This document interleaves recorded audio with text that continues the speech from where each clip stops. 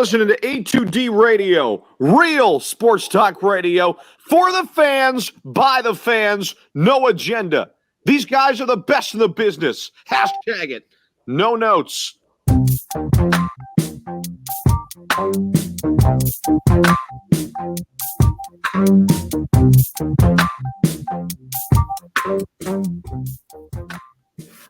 Hey, what's up, fam? Halloween edition of the Weekly Roundup. I'm your host, as always, Steve. Being joined, Zach Burr will be here in a moment. And I'll always be joined here today with the big man down here, Mr. Tommy Arnone. Tommy, how we feeling this afternoon, brother? Thanks for joining us this afternoon as well. Yeah, it's good. It's good to be here, and it's going to be good to expose Zach. So, fun time. Yeah. I hear you. That's where we're going with this one. There's some pre-talk conversation going on here, but we got a fun one lined up for you here. We're going to be joined by Tampa Bay Rays prospect Colby White. We're going to be joining the second hour by MMA fighter Cameron Chism-Brungard, and we're going to have a fun one. We're going to talk some football as well in the first hour here as well. But let's real quick get into it and get our first one out there and make sure you check out our doc. Make him your doc, Dr. Paul Vidal, specialized physical therapy, Princeton Cherry Hill location. Should check him out here on the web, specializedphysicaltherapy.com. Man, and we're gonna get into it. Oh, wait, hold on. He's asking me if we're Eastern time or not. This guy. Yeah, so the conversation to everybody out there, analytics in baseball and where everybody stands on that. And that ties into the poll question. Yeah, I'm wearing a costume, guys. Thank you very much. Have to wear the costume. Someone's got to wear it today. You see Ralphie in there. Where's your costume at, Tommy? Yeah, I'm a grown up. I don't wear costumes. That's gonna change for you next year when the baby comes, right? No, I don't wear costumes. So no, nothing changes me wearing a costume or not. I have 28 kids and they're not a costume guy. So never really was. So I don't knock the costume. I just not a costume guy. Well, someone had to wear one day. It's Halloween. I'm gonna be going out with my son afterwards, so I'm gonna make it a little bit easier for myself. I'm pretty much gonna be running right out the door. I respect your costume. It's just something simple. It's just something simple. I ain't going crazy. Yeah, Ralphie's comment. I don't rock costumes anymore. The days are over for me. Hung up my costume days. And they're telling you, say, dress up like Wentz, Tom. He's like, no. But let's get into the poll question, because I know Tom is getting ready to get into it. That's brought to you by Ambuck Services. That's AMBUCK Services. Call Michael Ambrose. Tell him A2D set you 20% off your gutters, anything around your house. Guys, got you covered. That's AmbuckServices.com. And the poll question is, what are your guys' thoughts? Agree to disagree. Is analytics used too much, in baseball or even in sports in general? I'm gonna go right to Tommy. What are your thoughts? I know you're coming in hot on this one, brother. Listen, is it bad and is it used too much? That's the question, right? Is analytics too much? Yeah, of course it is. I mean, we're watching it right in front of our face. We're watching all sports have a part of analytics within them, right? And adapting in life and adapting in sports is understanding that there's always going to be a place, right? And that's fine. And I'm always going to respect the place of numbers, right? But I'm always got to put I always have to respect what my eyes tell me, what the feel of the game tells me, what the feel for my pitcher tells me, what the feel for everything about that specific game. No matter how I got to that point, right? Like listen, I coach plenty of baseball. Go to tournaments and things are planned out, right? You're like, oh, I want to do this, right? And then guess what happens? You know how many times you actually do A, B, C, D? Or you don't go off the cuff and say, you know what? This isn't what I thought it was going to be. Like little Jimmy's not dealing like he's dealt all year. So we're going to get him out. Or vice versa. He's flat out dealing, not having stressful innings, etc. That all ties into it. I mean, we watched it right in front of our faces in a winner-go-home situation of your ace, your Cy Young Award winner on the mound, flat out dealing. And I'm not here to crush Kevin Cash because he did a hell of a job to get him there, right? But that's where analytics and the guys upstairs that I just don't buy into, right? Docksides, khakis, right? Do we have a feel for the game upstairs? Not the guys in the dugout. I'm talking about the guys upstairs that really push this agenda too far down managers' throats. Tom, Kobe's in the back here. Let's get him in here. And ladies and gentlemen, we're being joined by our first guest of the afternoon. Prospecting, hopefully soon to get a shot in the bigs here. Colby White. Colby, thanks for your time this afternoon, my friend. And we're being joined here, co-host Zach Burr here, ATD owner Tommy Arnone. Fam, welcome, Colby. Thank you for having me. I'm excited to be here. Really appreciate the time, man. And obviously, we're talking a little bit about the analytics in baseball right now. Obviously, with it kind of coming into the forefront a little bit with the World Series. What are your thoughts on how that final game played out? And what would you do if you were at Snellshoes and your manager's coming to get that ball when you're in a situation like that? Oh, did we lose him? I think frozen right now. Yeah, it looks like he's frozen. I'll put him right back in. Yeah. Yeah, that's all. I mean, it's just used. It's overused. There's a feel like, when did it become 3 times through a lineup you can't face anybody anymore? Well, there's time and place. There's time and place. Yeah, sometimes that's actually proven that something you don't really want to overly do. But then there's time and place, and there's your ace flat out dealing. There's your ace not having stressful innings. There's all them things that factor in on what we watched in Game 6, and I think that's when the book becomes too much, right? And I think that's what we saw, not just that specific game, in baseball in general. We don't see starters going like we used to. There's guys still that do it, right? But we see way too many guys want to go towards their pen more early than not. And, it is what it is. I think we have Colby back. Yeah, he is. There he is. Yeah, sorry about that. I got a little connection problems out here, man. Oh, that's all right, man. We know how that goes all too well. If it's not you, it's us. And, I think the guys this morning, I think they were having some problems with. So it's internet gate today. I hear that. But yeah, I mean, it's kind of a crazy when you think about how much thinking they put into that kind of stuff, and then when you get into a situation to where, to the average eye, an average baseball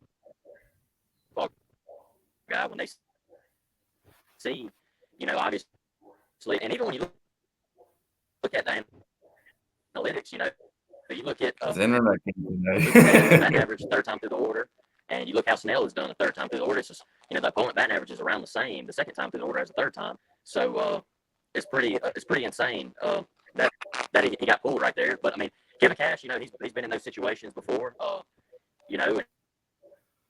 and he makes those decisions. I'm certain. I guess I take it. Nowhere near I know. Standpoint. Oh, yeah, wait to see if that clears up. Yeah, we'll try it again. But he was saying it. There's not much to Snell's difference. I mean, that's what I'll go part. I caught from what Colby just said. There's not a big difference between Snell second time and third time through a lineup. Whether it might be for different guys, like Glass now, I don't know. I would have to go look at his numbers, right? But Glass now might be a guy third time through. You maybe don't want to run him against the Dodgers, etc. There's time and place. But when I'm about to go home, I ride my dogs. And I know what Anderson's done. I know what that bullpen's done. I'm not taking anything away from that. They've been lights out to get him there too. But I'm talking about riding my horse as long as I can take him. And I can know if I lose that game when I go home, I rode my best pitcher as long as I take him, right? And now if he gets a stressful inning and the next guy comes up, hit the double in the gap, hey, go to the pen. But I got to at least give him another batter. And we got him again on looks like a different one. So let's try this one. Yeah. How are we feeling on this one? Can you hear us better? Are you better? Can you hear us? Yeah. I think we got him. Yeah, it's much better on my end. All right. Perfect. Yes. Hey man, we know how this goes. It's always something with connection, man. It doesn't matter if it's on us or you. So, but God, keep going, Tom. Yeah, no, I mean, I guess there's just time and place. Like if your bullpen got you was a big part of getting you there, but so was Blake Snell, right? So were your aces of your staff. Like if it's Charlie Morton, I understand, and you might not want to let Charlie Morton see him 3 times through, but Charlie Morton's also not a Cy Young Award winner, right? So it's time and place with everything. It's the feel in the moment of he hasn't had a stressful inning. Any pitcher's going to talk to you about stressful innings, and they dictate more than pitch counts, right? Stressful innings dictate way more than pitch counts. So you're talking about 73 pitches in the 6th and not one stressful inning? That's the most stress he's had on him? A guy on first? And I'm running out of the dugout? I don't know, man. I mean, it took a lot for Blake Snell to be professional about it, and I give him a ton of credit for being professional about it and handling it that way. Because, a lot of guys want it. I mean, Trevor Bauer, for instance. Trevor Bauer's not handling that well. There's guys out there that sure as heck aren't handling that well. And I thought he did a tremendous job handling it. Doesn't have to like it, nor should he, but he handled it well. At the very least, Tom, like I thought we saw an example of, earlier in the postseason with the Dodgers and Kershaw, and a time when Roberts was coming out the dugout to take him out, and Kershaw kind of was like, no, like stay there, like I'm good, and talked his way into, no, I'm going to stay in the game here. I got this. And he made it happen. He got the outs that was needed, and they moved on. At the very least, I'd like to see you go out and have a conversation with your ace and say, okay, what's the deal here? Let's feel this out on the mound together. Don't be, he ran out and he already had it in his mind. He knew what he was doing. He was going to the bullpen because that's what his numbers tell him to do, and that's what they've done all year. And I get it. It's what you've done all year when you've been in that situation, and you're going to stick to what, has made you successful all year long. But just, what does a conversation do there? How much is a conversation with your ace hurting? To go talk to him and see what he's thinking and put it with what you're thinking before you make that decision. You already know what the numbers are telling you. Go have a couple-minute conversation. Zach, I went out for a 12-year-old the other day, and he goes like this to me, and he goes like this when I got the man. Coach, just give me another one. Give me another one. I didn't pitch last weekend. Give me another one. And I was like, all right, go get it now. And guess what he did? He went and got 2. He got 2 out. So like sometimes you're going out there to make a move, and you just want to, like you said, Zach, your guy might tell you, hey, and if you trust your guy when he tells you that, because he is a bulldog, etc., then you say, all right, let me head back in there and give another batter. Yeah, I think we lost him again, right? Wait, it looks like he's trying to pop in on another one again. Yeah, I got that. You just worry about talking, Steve. I talked all last night. I talked all week. I'm good. Yeah, I mean, it's just one of these things. Like, dude, we talk about it so much where it just kind of gets overused in sports, and there's a time, and you beaten on a time. There's a time and a place. So it's just, and when you have it's situational. You have to pick the right situation, and I think we've said it, man. Just in that situation at that time. What was on the line? I just don't think it's something you should have really tinkered with right there. But I guess that's the state of where we are right now with how it's used, at least in baseball. It's kind of a little bit overused. But what about you, Colby? What do you think of that, and what are your hopes on hopefully getting a chance to make the big club next year? Well, it's kind of it goes into our training, the way they make pitch changes and the way they train pitchers. You hear them say all the time in the broadcast.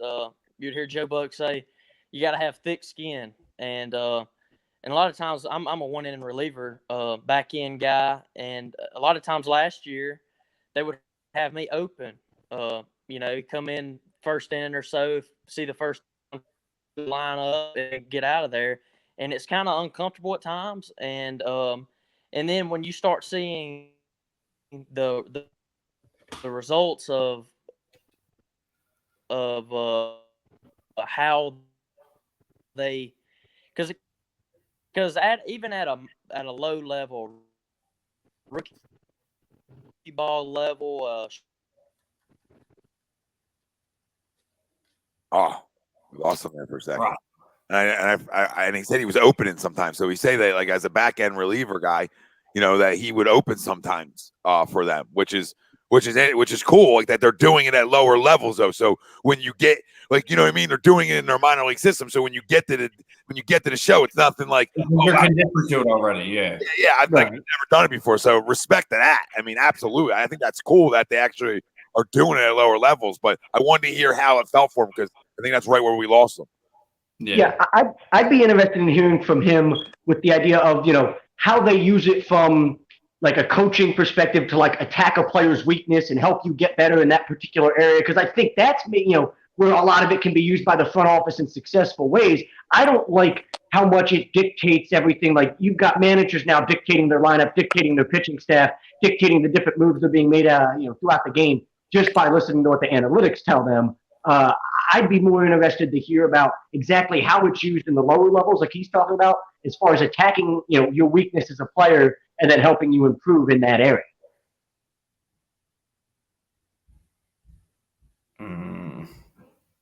I don't think we have him right now. Yeah, this is gonna be one of them ones, man. Just tell him what he's got to do. You know what I mean? See if he can. You can do it. What do you call it on your phone? If you turn on your personal hotspot, it works. It works like a charm. I've been giving a little trick to people. So, but yeah, no, I mean, so it seems like they're using it at lower levels, etc. But that stuff's fine. Like if you want to have an opener, whatever you want to get into them things, like they're all things that like, okay, whatever. I'm not gonna. They're using it in player development. It seems like, right? Like that's like their way of using it in player development early on. Okay, and that's great. Maybe there's a place in it for that. Where it's trickled down from the front office to where it's now, in the dugout and it's dictating every single move of every single game to me is where it's just kind of gone bonkers. Like that's just way too much. Like it's a baseball game. You know what I mean? Like at the end of the day, it's a baseball game. Your numbers, it can help with a lot of things. I'm sure it can help with player development. I'm sure it can help when it comes to a strategy, before the game of how you want to attack a certain team.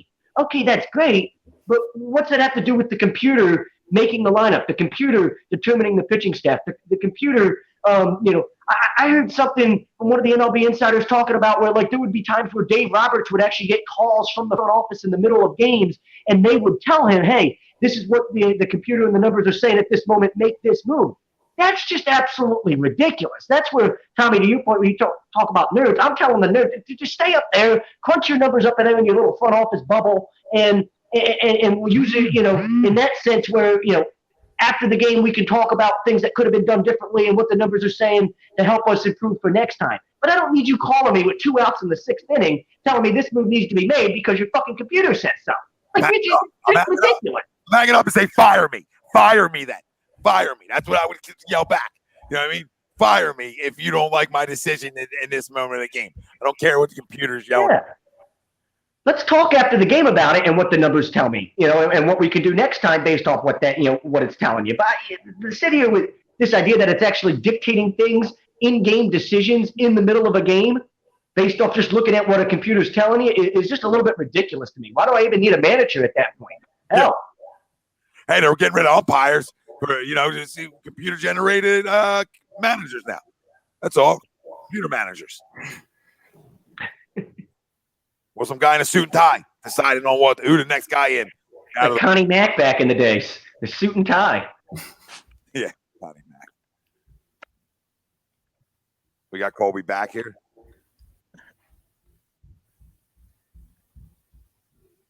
Are we back, brother? How you feeling? How you listening to? Sorry Yeah, about they- that, guys. I keep trying to make adjustments with the Wi-Fi getting on and off of it. It keeps cutting me off. So Yeah, you can try to turn it on like hotspot. It should probably help clear that up, though.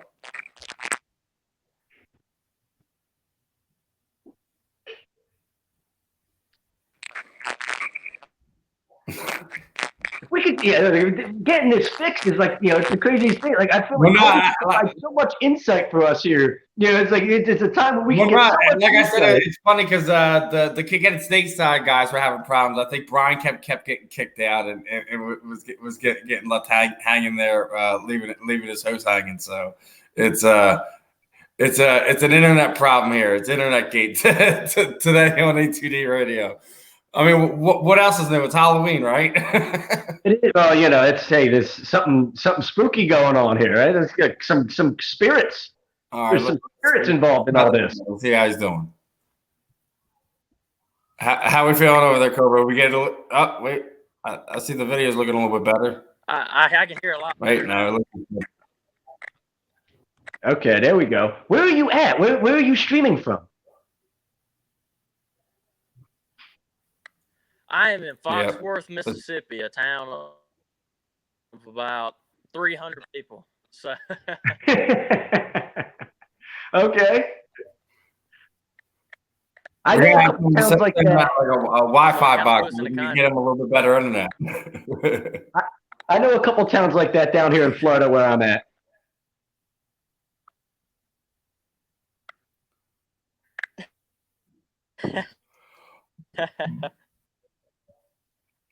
But Kobe, let's see if we can wrap this one up and But see yeah, if no, we I can get mean, another time when we it's can get kinda- some it's better kinda internet and crazy not that have it you all came down choppy to like that kind of this. decision in the World Series. It kind of blew me away.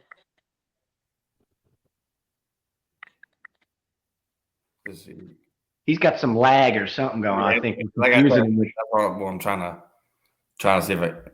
Yeah, we're confusing him with our questions here now, Steven. We're confusing them with questions. How are we doing? I think he was answering one of the questions. If he's got, I think he might have a lag going on, and he heard us talk about something, and he was trying to answer that, and then you asked a question, and it may be because it's lagging on his end. He heard it a little bit late or something. I don't know. It's what it seems like. Yeah, like I said, maybe it's something we could. Well, we're gonna have to try to see if we can get him back on here another time and get him when he's got a little bit better service and there'll be free agency or something like that. We're gonna have times here this offseason. We know something's gonna happen. We can get his opinion. Come back with Kobe. Just really appreciate the time, my friend. If you can hear us right now, no harm good. now. We'll get you on the rebound, Hey, at least you had a shirt on, bro. I mean, we had an issue with a guy a couple of weeks ago, and he had connection issues. He wasn't. I mean, he was like half naked on the air. So, I mean, we at least appreciate you. Can things get any crazier right now? Kobe, he was ready to go at least, right? I mean, he was ready to go. He had answers ready. He had answers prepared. My man was with it. He was looking forward to all this, and it's just it is what it is sometimes when you got to stream the way we do. Yeah, but I guess let's kind of get moving on into some football as we've got about a half hour or so before Cam's going to be joining us.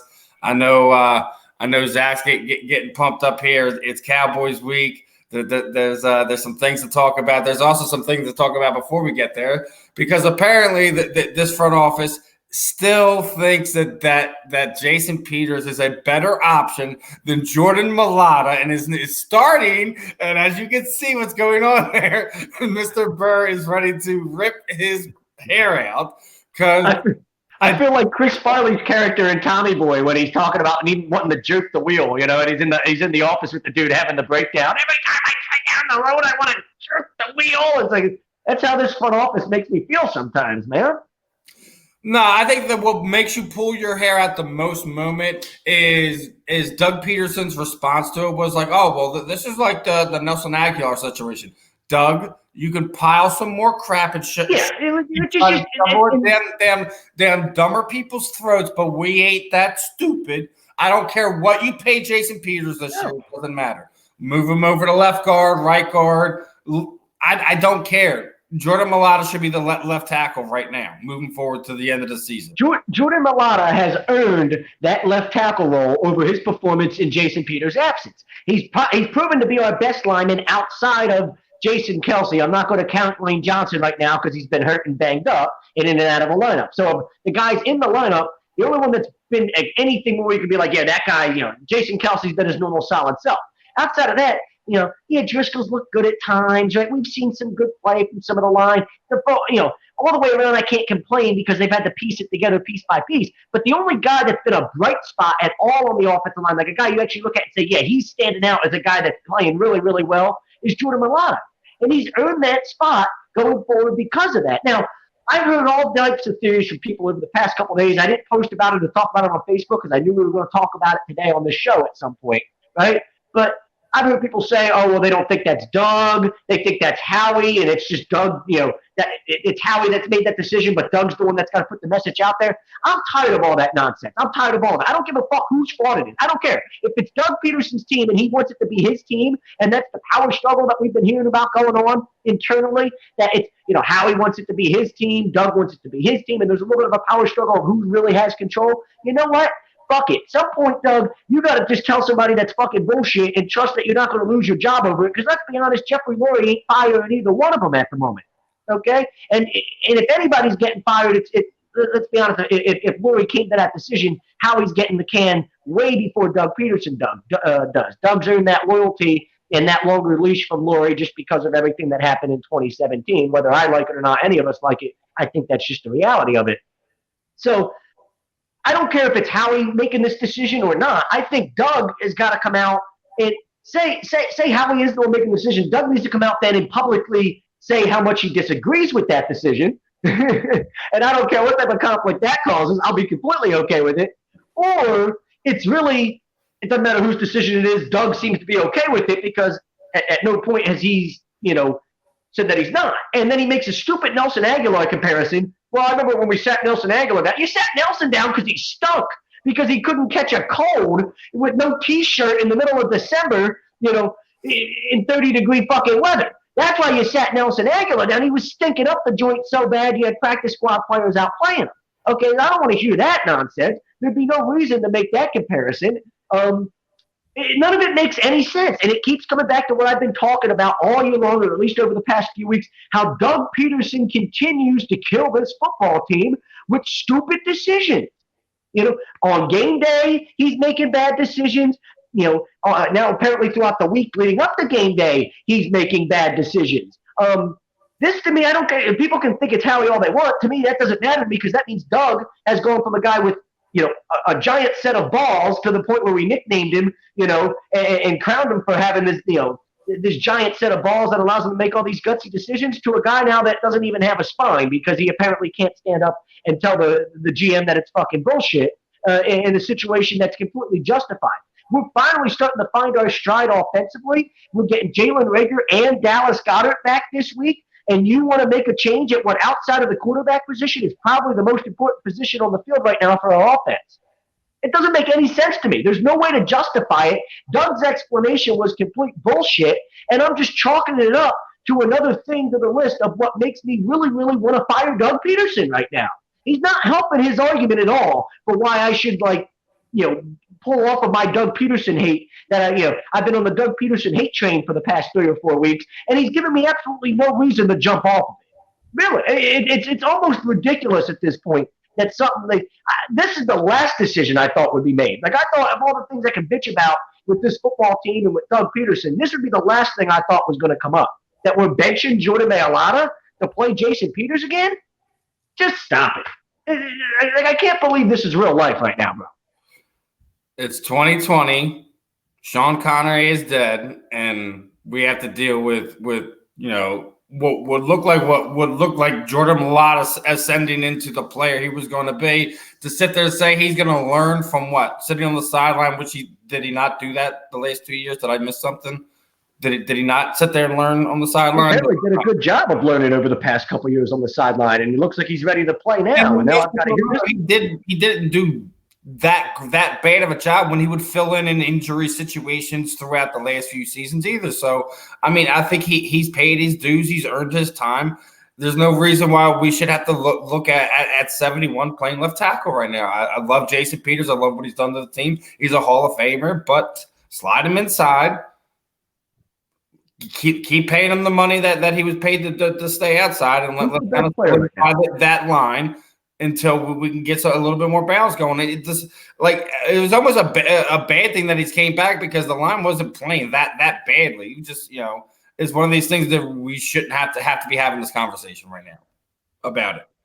I want to play the best player. I don't care about any of this nonsense. I know and what's up, brother?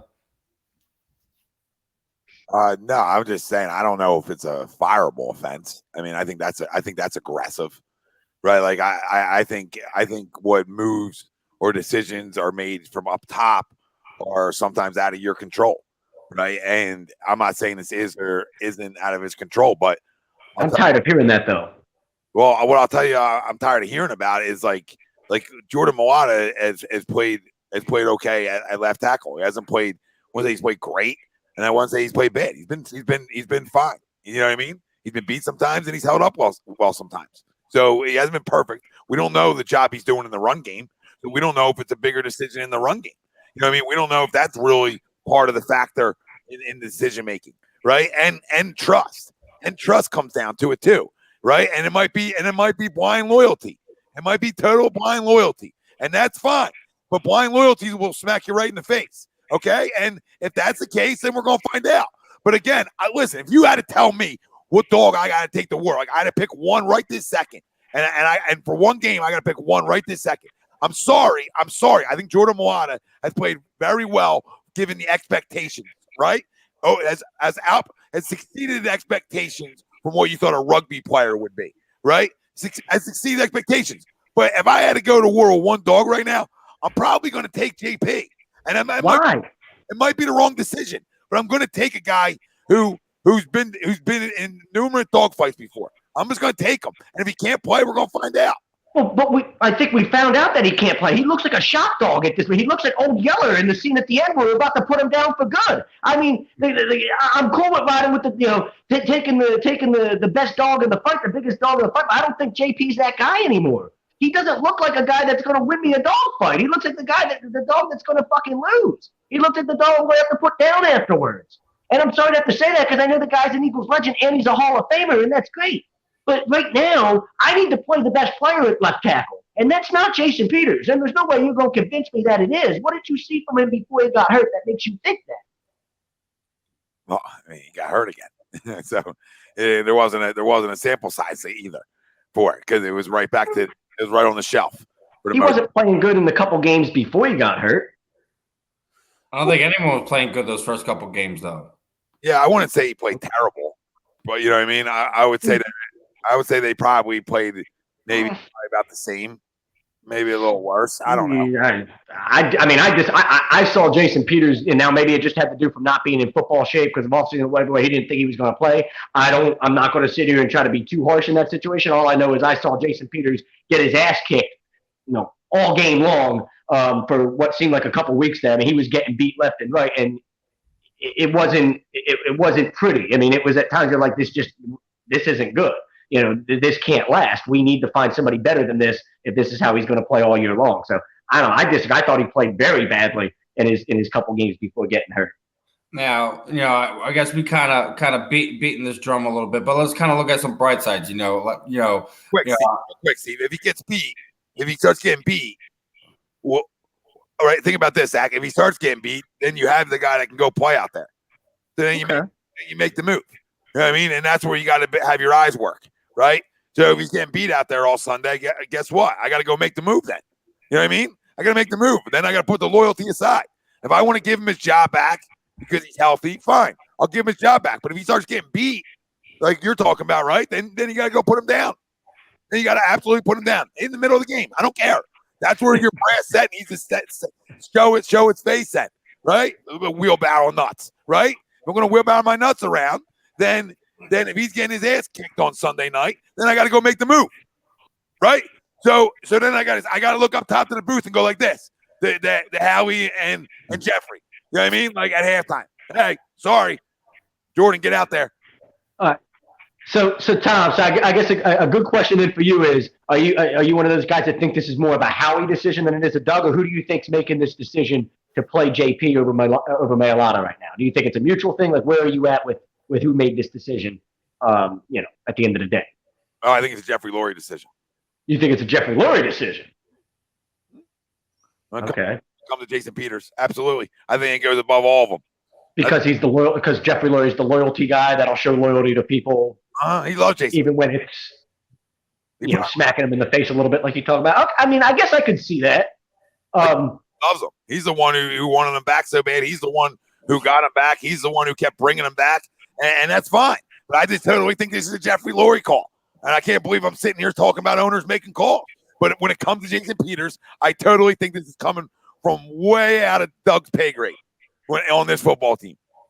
My thing with that is I think Doug has earned the respect, and Doug obviously has. Like, if Doug were to overrule Jeffrey Lurie there and say, "Hey, sorry, I'm playing Jordan Mailata," I don't think Lurie's going to fire Doug Peterson in that case. Like, I think I'm more mad with Doug Peterson than I think Jeffrey Lurie is. Like, I think Peterson has that trust and that loyalty from Doug where he can make the decision that he feels like is best for the football team.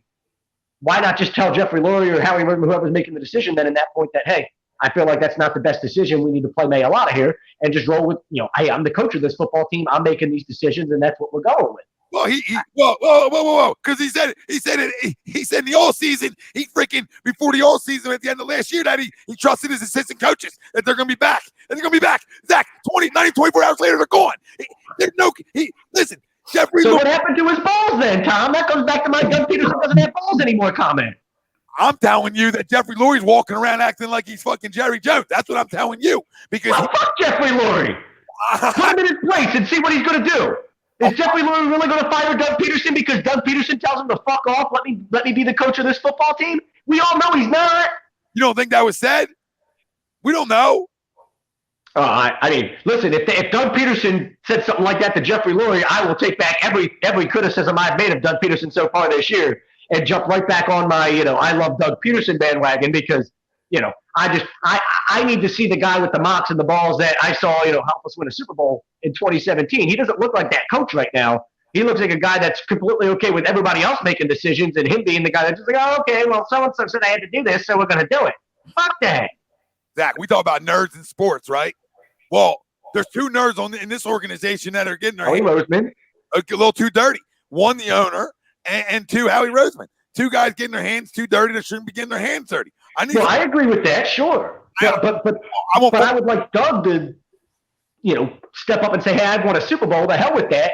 I don't give a fuck what either two of you think right now. And challenge them a little bit because I don't think he's going to get fired.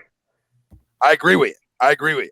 So, I mean, I don't know if it's been challenged or not, but when there's smoke, there's fire on everything else. We know that.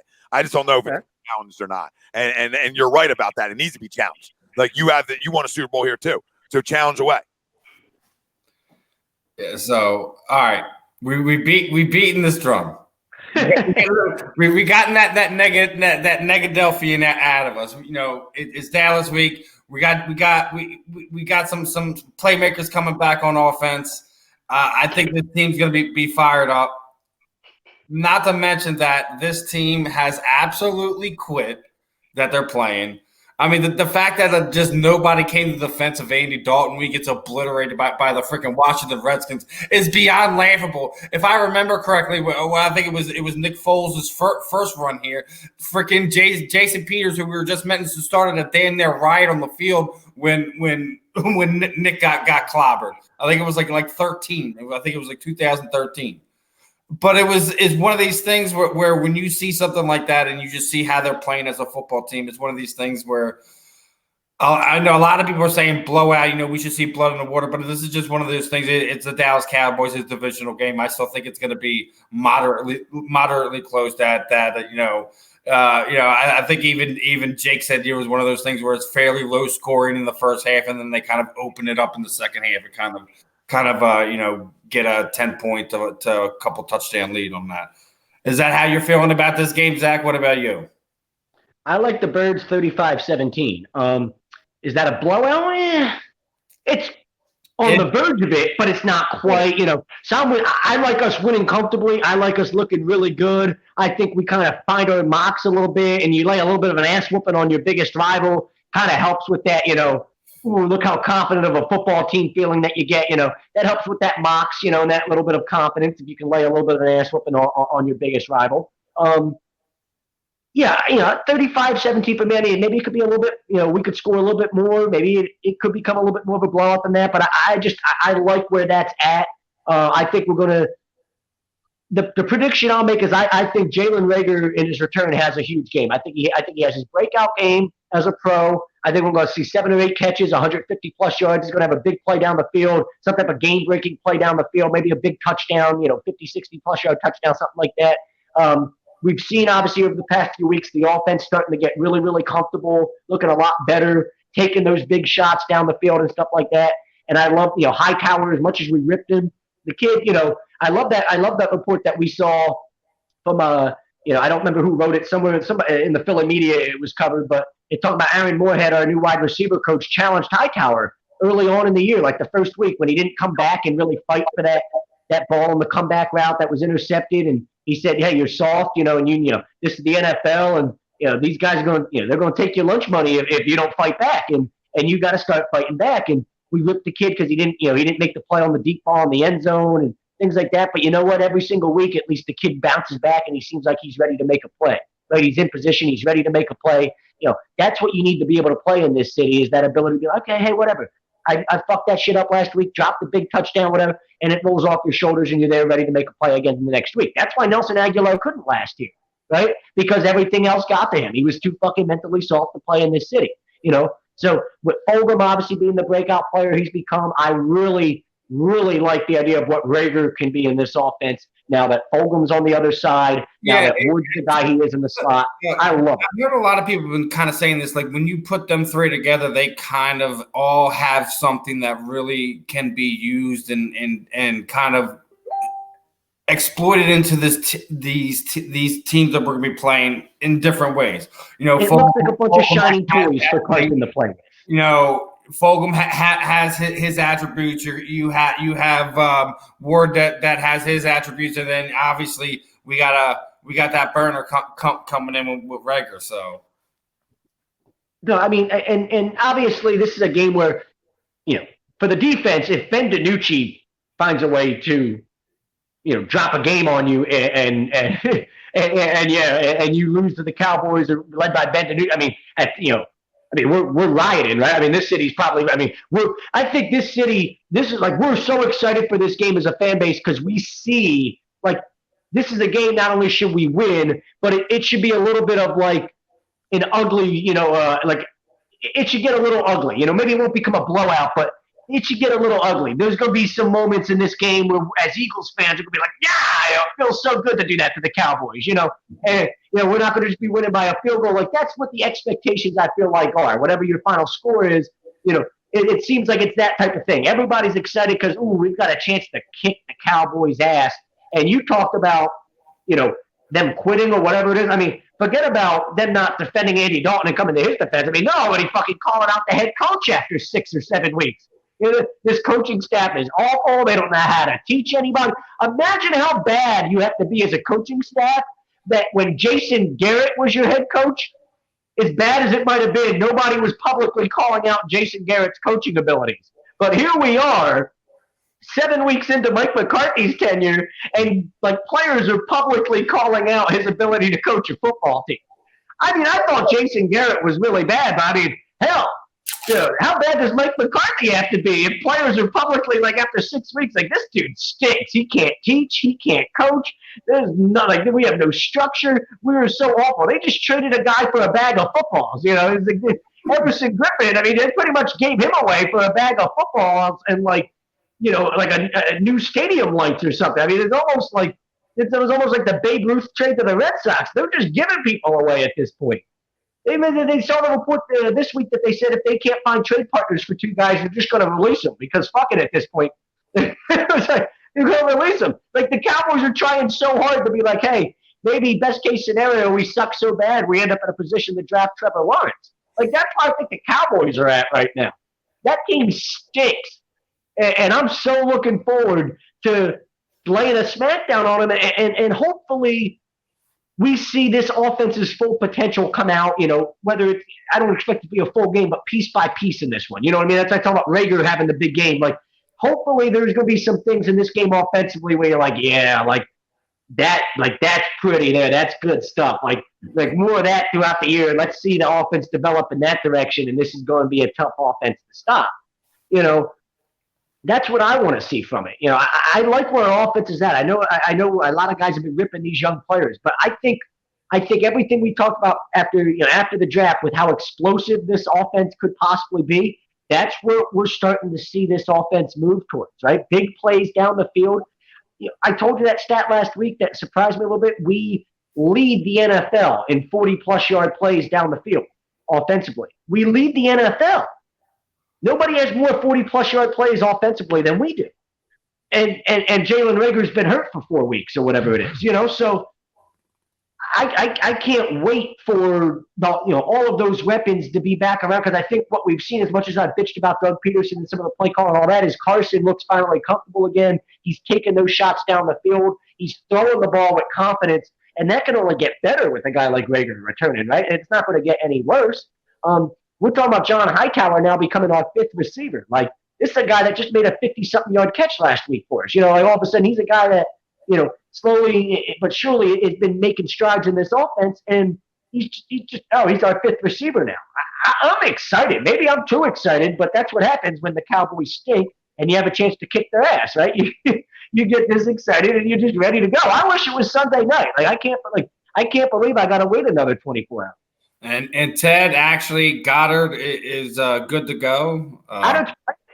Which is huge. I still think he has a big player too in him. He always comes up big against Dallas and hurts them. He's going to have a big game just because he's our top tight end. Zach Ertz isn't playing, right? So you're going to have Goddard as your top option. Will probably get the most of the one TE reps. Yeah, absolutely. Richard Rodgers is probably your tight end too, just because he's formed enough of a rapport with Wentz where, there's no reason why he should be on the field for you. But yeah, Goddard's in a position to have a big game. Who's going to cover him? Who's going to cover him with Rager, Fulgham, Hightower, all those guys on the field too? We talk about Jeffrey coming back. Like, I don't even care about Alshon Jeffrey. We talking about the Cowboys trading guys for a bag of footballs. I'll trade Alshon Jeffrey for a bag of footballs right now. Like, that's like, I really could care less about this guy returning to this offense in any way. Yeah, I agree with you there. I think Goddard will be on a snap count, but I think when he's there, it'll be important plays, and it'll probably be either targeted to or him being used in some type of misdirection. Yeah, this is the game I see. I feel like the game might be ready in the back. I see he's okay. He's getting his. Okay. I'm with that. I'll leave it then with this. I'll make this my final point. I think it's the game. We could still talk some football with Came's coming on. He's not. I don't think he's completely adept. What's up, Cam? How you doing this afternoon, my man? Are we having more issues again? Are we? There he is. There he is, brother.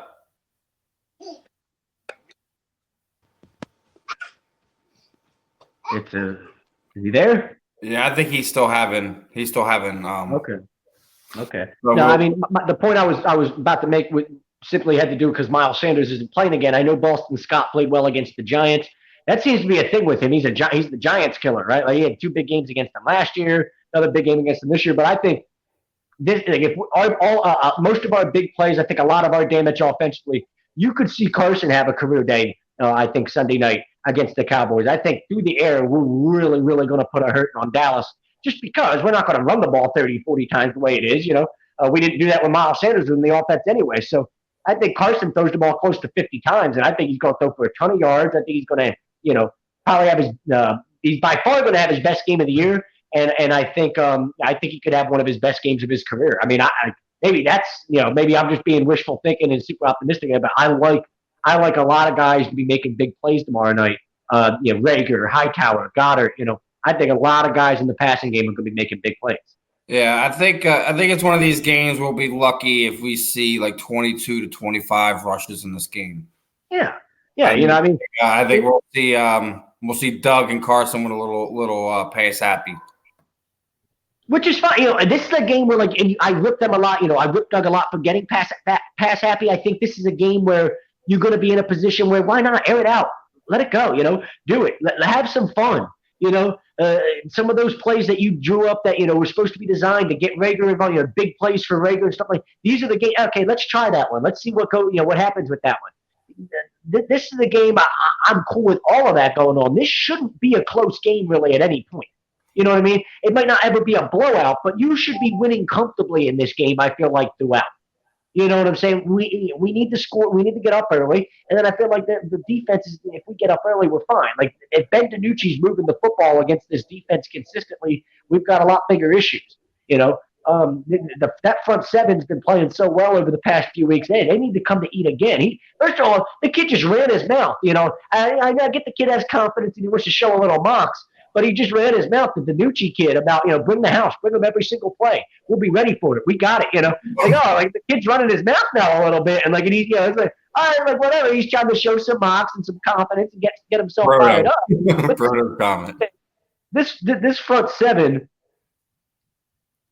dude, come smack that kid in the mouth a little bit. If you're Fletcher Cox, be personally insulted. Be personally offended that this kid decided to call you out and try to run his mouth a little bit before his first NFL start. Hey, okay.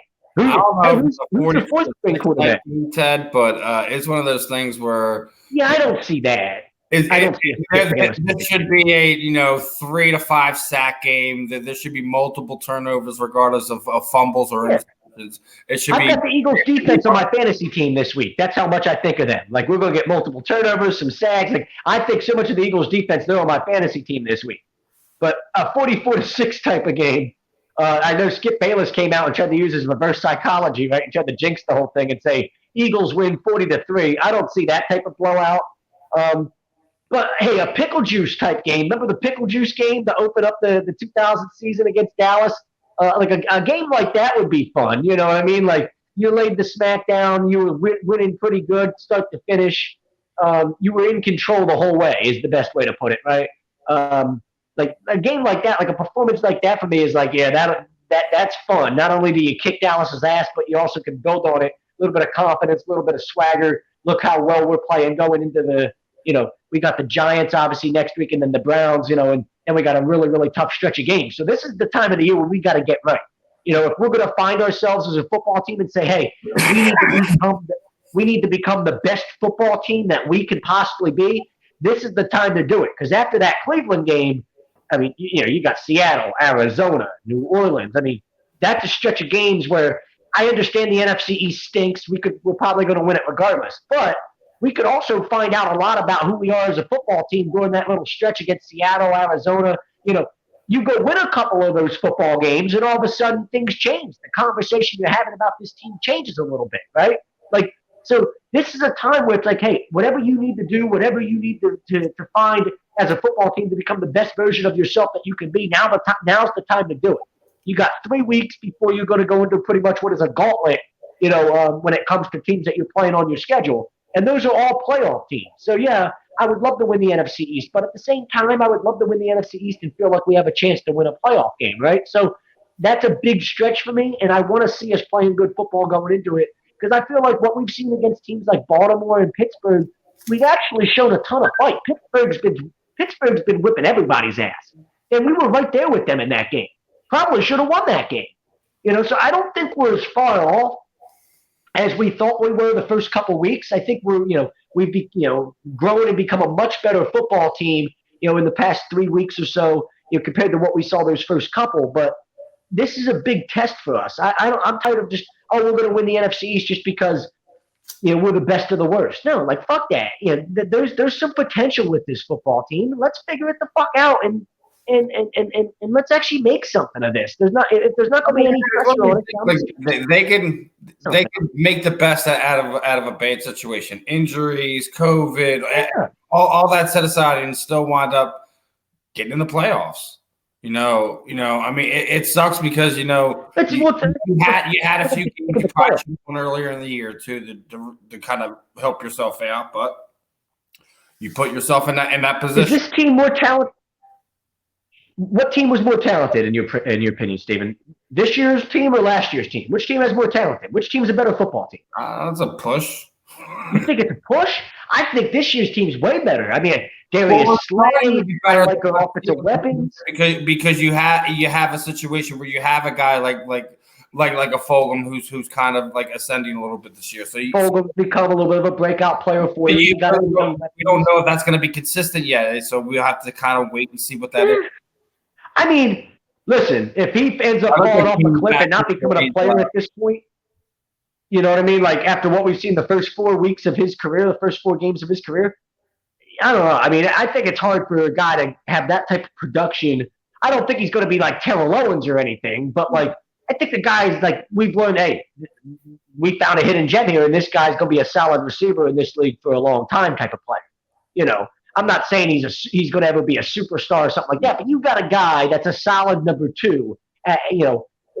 Maybe he's never going to be your legit 1, and you probably shouldn't want him to be your legit 1. But you put a legit 1 on the other side of him, he looks really, really good, right? That's what I'm hoping to get out of him at least. Like we talked about earlier, him, Rager, and them together. All right, I think Cam should be ready. I think he just switched over to the laptop. So. Let's go. Cam. Yeah, what's up, guys? What's up? How you doing this afternoon? Pretty good. I have no complaints. You getting ready to do trick or treating with the kiddies, right? Yeah. Well, I'm not going this year. I'm on bed rest at the moment because of an injured ankle, but my girlfriend's taking the kids out, so that's what. If you were going to go, you're gonna be at the front door throwing candy at kids, or no? Yeah, that's me. My job, and be like, yeet, just launching like Snickers at little kids the whole time. So if you were going to go trick or treating, what would have been your costume? Did you have a go-to costume? What was I was going as Maui from Moana. Like I was fully prepared to go as Maui from Moana. Not a lot of people know this, but I'm Polynesian, like I'm Samoan, so like I got all these little Polynesian kids in my house. Not a lot of people know that, but that was going to be our theme for this year. I was going to go with Shaggy from Scooby-Doo. So that would have been lit. You totally should do it. I can see it. Like that'd be badass. Yeah, man. Like now, you've been having an interesting time. You just had your shirt drop, the hands only. I know you've been talking about that for a while. Yeah. So how excited are you for that? And I was so excited because like at first I did it. A little bit of the backstory of how that shirt came to. Right. So like it's not a secret at this point. Like everyone knows I do the whole OnlyFans thing because Corona hit and I was like, I can't. There's no flights going on at the time. I was like, my job closed down. No jobs were taking in people. So I was like, all right, what can we do? And I was like, got it. So I hopped on there and I started teaching like MMA stuff like that, and so that helped out. And then people were like, "Man, these are really cool. These are cool videos. You should like come up with like merchandise." And I was like, "I just so happened to be sponsored by this badass shirt company, MMA. So let me see what I can do." And I made a joke on Facebook like, "Dog, I want a fight shirt that says only hands." And a bunch of people commented on it, and they're like, "I would totally buy one. I want one. Like that's so cool." And then I was like, well, shit, if y'all really want one, like let's get one. Let's get a bunch of them made. So Alex hit me up and asked me if I was serious. And I was like, yeah. And he was like, all right. He's like, I'll start working on design. We'll get them printed out. And they dropped yesterday morning, and we have t-shirts and hoodies. So it was pretty cool to see that. I was like, Doug, I didn't think. You gotta get in the gator for when you do the walkout, bro. Oh, I'm totally wearing one to first fight back. First fight back after Corona, I'm wearing one. Because people are like, "Oh, wow!" I'm like, "Yeah, that it's a thing." Like, like a lot of people market themselves as like and fighting. You get something like that, dudes. You get something like that, you just kind of run with it, man. Yeah, especially like now, like everyone knows who knows me as a fighter. Like I'm a goofball. Like I take it serious, but I'm not overly serious about it. Like I just have a good time. Walk out to Disney music. Like I'm singing, I'm dancing. Like I'm just genuinely having fun going through the life of fighting, and that's kind of to go over like how like I market myself, how I branded myself is this silly kid, and like that it just took off. It just happens to work. Like some people are like, there's guys that like they don't have to talk. Like their fighting is just you're just like, oh wow. Like for example, like Andre Petrosky, that dude doesn't have to say a word, but you know he's an absolute killer.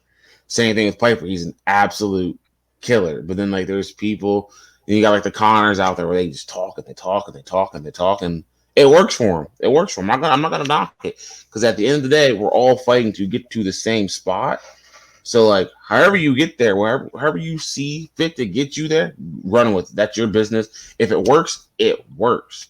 But like, you just know you might be stuck with it for a while because people are gonna expect that from you. Like, look at Colby Covington. That dude made politics like his whole personality for the moment. You know, that's like his gimmick. And do I like it? No, I think it's annoying. So I'm like, yo, what are you gonna do when Trump gets elected again, but like he's out of office in like 4 years, bro? Yeah, but like your gimmick only has a time limit, bro. But also, you got to think: aren't you guys also on a time limit too, as professional athletes too? So, I mean, yeah, that's true. I mean, even if true. For argument's sake, for this argument's sake, you know, Trump is in and he's in for another 4 years. By the time he's out of office, Kobe's going to be just getting to the end of his professional career. If you think about it. No, that is a good point. You know, that makes sense. There is a likelihood that Kobe's career ends before, and then we all even comes out of office.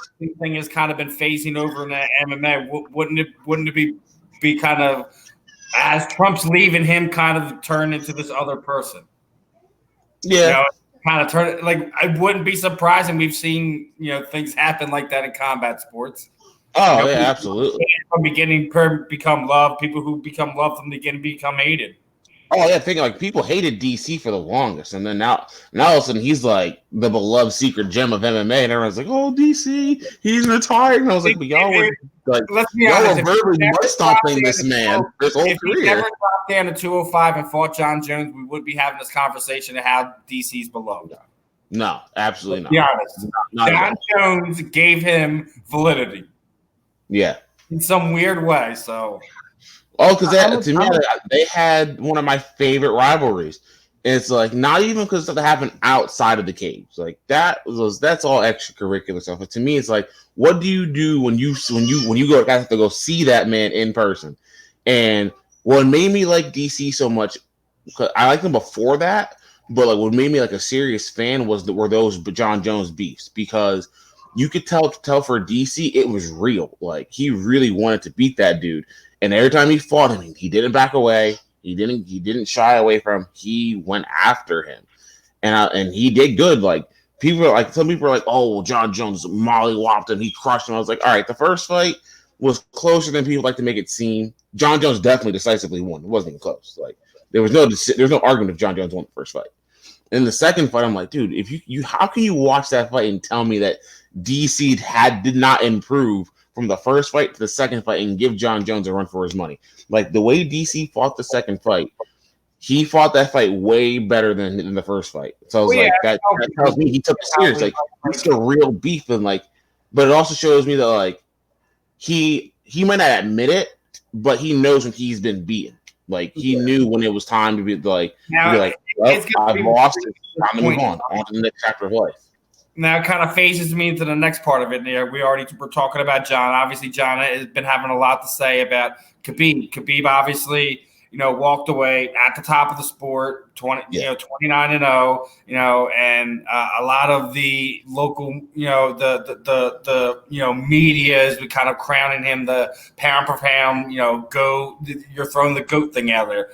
And as much as I love Khabib, John Jones has a freaking point, man. I see John Jones' point, but I'll also go to the Khabib's point, and like I want to give it to him just on a slight edge. For the only fact of the matter is, Khabib's never given us any issues to doubt that how great he was. Yeah, but he's never had a drug issue. He's never been suspended for any sort of like we've never had to question, is he really as good as we think he is? Yeah, but if he's never had that performance, he's never had that issue. Let's take anyone's personal opinions on what he did or anything like that. And we all know, like even if John was one of those guys who was trying to game the system or whatever, do you really feel like he needed that edge? It was one of those things where it's kind of an ego thing, wasn't it? Yeah, that's what makes me the most mad about it. Was the fact that he didn't need it. Like you're already leagues above the competition. Now, let's take that out of the equation. There should only be 3 people we're talking about in GOAT status. It's John Jones, it's Anderson Silva, and it's George St. Pierre. That's it. Khabib just doesn't have the resume yet. And even I'm gonna throw a 4th guy in there. I'm gonna say Mighty Mouse. I don't see how you can leave him out of it. I'll give you that, but it's also the problem is he didn't have real obstacles to overcome. Like he didn't have somebody who was like, damn, that's gonna be a fight. Like where John Jones had hit at the beginning of his run, he had a laundry list of guys who were either former champions in other promotion, or just had this stature. They were top of the world. Yeah, I mean, right? The only case I can make for Mighty Mouse is like he did. Don't get me wrong, he did have some tough fights. Like one of his hardest fights was John Dodson in that first fight. Like John Dodson sat him on his ass, and like a lot of people didn't watch that fight because no one cared about the flyweights, man. But like if you're a fight fan, yeah, you probably watch it. But like when they rematched, Dodson could not touch him. Like I think he was one of those guys where he just improved so much over competition. And it's so close, and then it's a different fight the second time, and it's like and either you improve from or you both improve from, and it's amazing, or it's one of these things where it's just one of those things where it's so lopsided. It's like, did the other guy even think there was going to be any adjustment? Yeah, I think Dodson was just not. I think Dodson just didn't really improve after this first fight, like. But like, I want to put this one in your mind.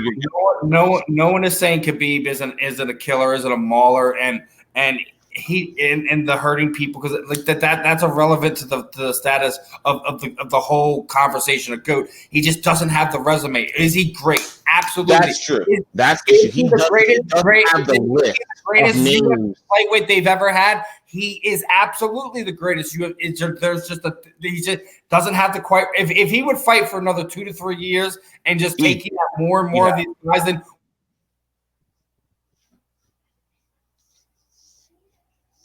work. If Khabib had this reign 4 or 5 years ago, we're having a different conversation. But no, I agree with that.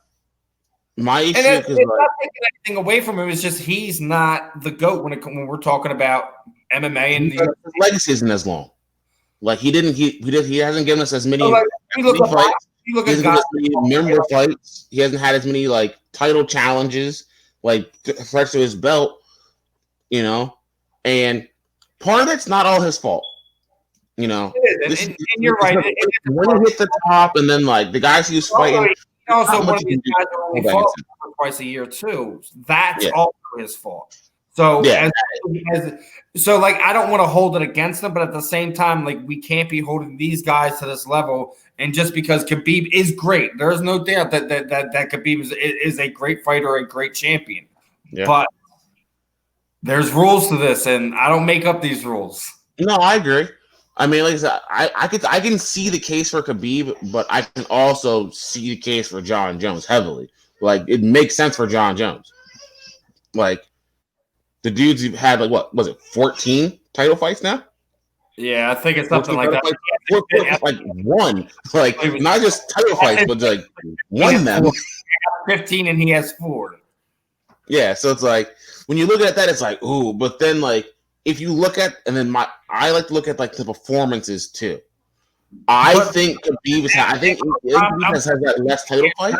I think he's had better performances in his title fights. In almost 3 years, John Jones has not looked like that in like a while. Yeah. Where Khabib over that time has looked beyond amazing. Yeah. Like Khabib has been finishing people left and right.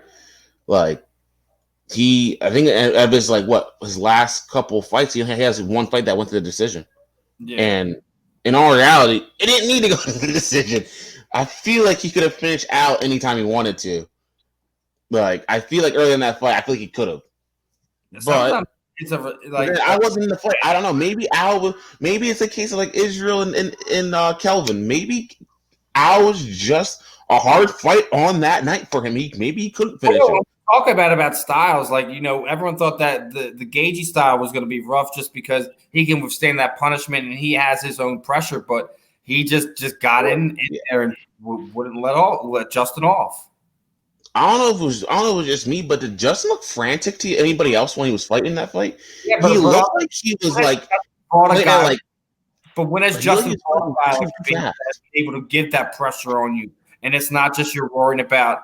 It wasn't the worrying about the strikes; it's just worried about Khabib getting a hold of you. Once Khabib gets a hold, that's normally when death happens. Yeah. No, I know that thing because I fought some dudes where I'm like, please don't grab me, please don't grab me. And they grabbed him. I'm like, shit, this is gonna be a long night. But I've had a couple of those fights, so like I kind of relate to work like that feeling of being like, all right, can't let him grab me because it's gonna be a pain to get away from this and like stop it. So I relate to that, but like it just felt like watching that fight. It felt like Justin was gonna gas so early in the fight because I felt like he was moving and doing a little too much, like movement wise. Like he threw a kick and he's like swaying his head out the way really fast. Then he's like swaying back and trying to reset, and he's looked jittery almost. I'm telling you, he was worried about that grappling distance, man. Is the only thing. Oh yeah. Talk about it all the time. How there's the MMA combat sports is a game of inches that people don't understand, and that's part of it. Yeah. Because we've also seen Khabib shoot from a pretty good distance away. Like when he fought McGregor, he shot from a healthy distance. Like it wasn't like he took him down like early on, like against the cage early on. He shot him in the middle of the cage, and they were a good distance away. So that tells me like, oh, he'll do it, and then he'll also utilize that for like in his striking. Because I'll be the first person to like critique Khabib striking. I think he has the ugly striking in MMA. Like I'm like, yo, my man's striking is booty loose. My opinion, like it is not pretty. Is it effective? Yes, but it is not pretty. Khabib's the dying breed of the specialists. He is. Yeah, I'm trying to think of anybody else. No, he is. There's not. I was gonna say Valentina, but I was like, but no, Valentina showed good wrestling. But she showed spent the last 5 years rounding out her game, where she was fortunate enough to become a world champion Muay Thai fighter to the point where she conquered that level to the point where she was young enough to develop those other tools to make her where she is now. And that's even another conversation. I'm still utterly disgusted that Jennifer Meyer has that title fight. It bothers me. Dude, I'm heartbroken because JoJo Calderwood had that fight, and then Corona happened and she needed money, so she took a fight because she hadn't fought in over a year. And when she lost, dude, I was so heartbroken. I was like, again, this is the second time that I had a title fight, and like a Brazilian fighter choked her out to get the belt. Look at it right now. Isn't it not Lauren Murphy's title fight, or am I missing something? I feel like Lauren's is missing that one impressive fight. That's the issue I think that she's running into. Because, like, do I think she should get it? Yeah, because she's on a 5-fight win streak. But I think other fighters have had more impressive wins over higher-ranked opponents. Like, when Jennifer Maia beat JoJo was number 2 in flyweight. And you know this about Lauren. She don't ever pick her opponents, whoever the name is. She fights whoever they give her. That she's never played that card. Yeah. So it's one of those things where it's almost a problem at that point in time, because sometimes you need to say no. I think if I was her, I'm calling out Caitlin Chuchagi again. Or I'm calling out Jessica Eye. I'm calling out someone that fought for the belt. Both are off losses, aren't they? And I think both are. Well, Jessica Eye's coming off a win, but she missed the weight for it. But she is coming off a win. But like both those girls just fought for titles. But then she had her appendix removed. So isn't she kind of still on the mend? She might be. I don't know. I feel like Lauren should call someone in like the top 3. I know she's not big on doing that, but I think that it might benefit her because like in my opinion, she's one fight away. Like I think she's just one fight away. If she got the title fight now, I wouldn't complain about it. She's on a 5-fight win streak, hands down. You can't argue that point that she deserves a title shot. Yeah, I think she has one of the longest win streaks in the division. Like she's proved she can get it. Yeah, but like since she moved down, she hasn't lost. That's kind of where I'm at with that. So like, and I think it's one of those things where I think just she needs to let the Maya fight happen and just take the next whoever the winner. Yeah, that might be smart. Actually, just wait it out because as of right now, after Maya, there is no one else that deserves that title shot. Isn't the title fight the 21st? I think so. Yeah. So like, what's the matter waiting 3 weeks? Nothing. Like if I was her, I would do that. I mean, unless she needs money to fight, then like I don't think that's on her. I can't really see that. But I think her and Joe are pretty good off on that. They normally take care of themselves in that aspect. She seems like the type where she budgets really well. Like she's been fighting for a really long time. We get to what she's doing. Now the other thing is we get to say goodbye to a legend tonight. Anderson I'm Silva. gonna cry. Dude, I'm gonna cry because like I watched Anderson Silva when I first started fighting. Like I have so many fond memories of watching him. Like, and it makes me upset because like I never got to witness. I did. I missed GOAT Silva. The GOAT era of Anderson Silva. I didn't start watching till a leg break, till he broke his leg.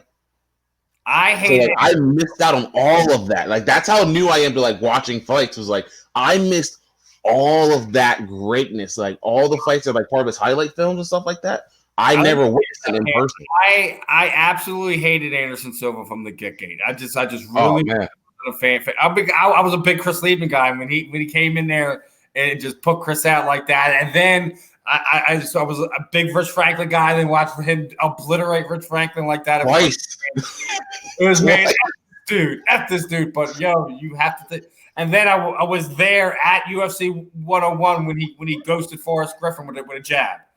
Oh man! At the arena, I was like, no, that was an early stoppage. That's an early stoppage. I got home. I was like, oh, okay.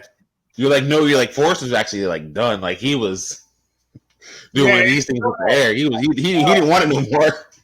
There's not many people that can do that with a jab, walking back like where the guy's coming forward, you're walking backwards. He just walked backwards and he just stepped up to his back foot and just cracked it. Like that's a hard punch to land, and it's even harder to throw it with power. He's been in his controversial fights where he probably like we said, some of these guys that should put him away, but like just the Vitor fight, man. You know, like, and then you get these outings like where Damian Maia. It's like, why? Yeah. Why did you do this to us, Anderson? Like, why did you do that? Like, why didn't you just like you've shown how great you can be in these other fights? Why did you fight him like that this time? Yeah, like his classics, like the Stephan Bonner fight and the Michael Bisping fight. I mean, oh, dude, like there's just he left so many memories, and I'm kind of getting the feeling like a lot of fans are getting the feeling that did the UFC just put him out on Ghost Street by giving him Uriah Hall? Because I think though this is the best fight for him to retire on though. It's a striker's fight. They gave it. They're giving us 5 rounds of it, and I think at one point in time we all wanted to see that fight happen. Yeah, 4 years ago. Especially when like you're right when like prime time shows up. Like when you got like prime time versus like like Uriah Hall, but when prime time Hall shows up, that's when you're getting some fun stuff to happen. When he's like hitting, spinning back kicks, and he's just flowing in. He's go. I think Anderson might have the style to open that up, and that's why I'm a little bit scared for Anderson right now. Yeah, because look at when Hall fought Gegard Mousasi. Gegard was winning that fight, and I think people always forget about that fight. But then he turns and spinning jump kicks Gegard in the face in the middle of a shot. And we're like, dude, that's like video game material. You don't see that in real life. And so now Gegard Mousasi is dangerous. Bellator's middleweight champion, by the way. So congratulations, Gegard. Yeah. my favorite type of fighters are always the guys and you guys talked a little bit about this earlier. And Steven will tell you, like, I'm just more of like a casual watcher of these fights. I want to see a good fight. I don't really get like, in depth with like who each guy is and all that. I just want to be entertained by the fight. But for me, and maybe this comes back to the old school boxing fan in me and all that, but being able to talk and market and promote yourself is just as much a part of that as your ability to handle yourself in the octagon. I agree. In the fight itself. I totally agree. For me, all like the most entertaining guys, like I love Conor because of his ability to sit there and talk the talk and be the best talker in the business. And then he can go out there and kick your ass too. And it makes it that much better when he kicks somebody's ass because I just watched him talk all this shit for like, 2 months leading up to it. So for me, those are always like my favorite guys. Like, you said you agree, but obviously there's been guys that have been successful without having the talking side to them. But like in your personal experience as a fighter, do you think a fighter's ability to talk and market themselves, like, can that give them an edge going into a fight? Like, can that intimidate the other fighter in the other corner? Oh, 100%. Mental warfare is an art form that I think when people can do it, it's wonderful. People that can do it, they're actually getting their opponent's head. Yeah, like because there's a way to it. And like I think that comes out of like knowing someone psychologically. It's natural. Like like if it doesn't feel forced, like there's some people when they talk and it's like you feel like you're really forcing it, but then like you can tell there's certain people when they talk shit to people that they really do that even when the camera's not on them. You like Nick and Nick Diaz, you can tell when how they are. Even when they're in the gym sparring, they're probably talking shit to like Gilbert and Jake Shields and like everybody else in the gym. They're probably all doing it to each other because it's so natural. When Conor talks, it's natural. You can tell like he's not thinking about it. It's off the top of the head. You say something, boom, he's rebuttaling back to it. And then you got guys like Kamaru Usman. I love Kamaru as a fighter. I hate whenever he talks. Because it's like you talk, and I love it because that makes it sell a fight like nobody's business. His trash talk is severely underrated, but what bites him in the ass, and Woodley does it too. They do all this talking, and they sell you this fight, and you're excited for it, and then what do you get? Boring. You get boring, and you're like, I get that's your style, and like, but your words don't match your actions, and that's where people don't like you anymore because it feels like you're giving us false advertisements. Like if I go to a steakhouse and I think I'm getting a steak, and you put a hamburger on my plate, we're fighting, man. Okay. He's talking, he's going to kick somebody's ass, but then it's like almost like they're doing, they're tap dancing the whole time. Yeah, I'll go kick your ass, but they never really do it. The Warren Hospital, and all I did was step on his foot for the whole fight. Okay. You're explaining, you're explaining right now. You're explaining Josh Koscheck's entire fighting career. Yes. Oh my God, But here's the thing: Josh Koscheck can throw his hands, but whenever he could not land the overhand right, it was just takedown. Like, my thing is, your trash talk should match your style. Like, for example, Dominic Cruz is one of my favorite shit talkers. Why? Because when Dominic Cruz shit talks, it's literally backed up by facts. How can you argue with the man who's hitting you with facts that you don't want to hear? Like, it fits him because he's one of the brightest minds in fighting. So when he talks shit to you, he's hitting you with facts about yourself. And then he's a badass in the octagon too. Yeah. He's always right, and that's sometimes why he's hard to swallow sometimes. Yeah, yep, I can see that. I know a lot of people don't like Cruz, but like to me, he's one of my favorite fighters. Like, and then you got guys like Cody Garbrandt who are just unfazed by it, and they're like, "Great, his ego from the fight talk. I'm great. Yeah, I am. Yeah, he's one of the best. He probably has one of the highest fight IQs that we have in MMA. Period. Yeah. Listening to him like break down fights while they're happening is so much fun to me because it's like you can tell that the way his mind works is different. It's on a whole nother level compared to other fighters. Like and I think that comes from him when he first started. He fought at 155, so he wasn't bigger or stronger than anybody. He had to work. He had to use his brain to figure out how can I beat these odds. So I think that's what led him to becoming one of the brightest minds. and then you can you put him with Eric Del Fiero, and dude, you got like there's super geniuses over there. And a lot of people don't realize how good Eric Del Fiero actually is as a coach at Alliance, but like that dude's a super genius too. Like he's slept on for one of the top coaches. Like everyone talks about Trevor, Eric they Del talk Fiero. about the Greg Jacksons and stuff like that, but Eric gets left out a lot. We also forget about what Mighty Mouse and them guys did over Team Quest. You know, Yeah, everyone forgets about the mind behind him, because if you think about it, it's sad because he hasn't really coached a lot anymore since going over to One FC since the Mighty Mouse retired, and yeah. it just he doesn't do anything else. It just kind of makes you think like, hey, man, that's just another one of these minds that we lose in the sport due to whatever, you know.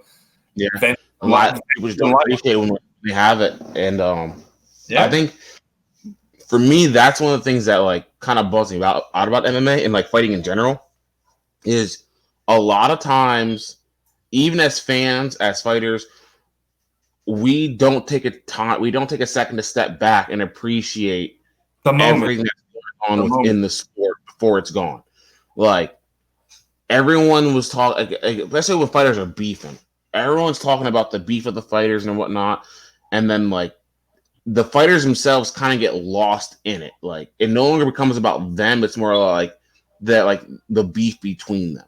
Like Conor and Khabib, everyone gets so riled up in that I don't think people take the time to actually appreciate how great each of those fighters are by themselves. Like, and I'm not talking about the super fans who are like, Conor can knock out anyone. I'm like, all right, first of all, slow down. No, he can't. Or like those people annoy me. But like the genuine hardcore fans, when you can be a fan of one guy, but you can still appreciate the other guy and how good he actually is. I think that not enough people do that. I think that's one of the things the essence of the sport, right? What's up? You missed the George St. Pierre-esque-ness of the sport. Yeah, I miss when people were just, and I don't necessarily say humble, but just when they took the time to appreciate what we have, especially now with with Corona happening, you know, I feel like it's getting better, but like for when it first happened, dude, fighting was all we had to watch. And I still feel like people didn't take the time to appreciate it. And that's sad because it's like, yeah, man. Not only are these people going out there giving up brain cells and parts of their lives, missing time with their kids, like take the money aspect out of it. They're doing this because they love it, and some of them are even doing it just to entertain people because they love it that much. And then a guy loses and people shit talking for getting knocked out, and it's like, do you not see it? You don't.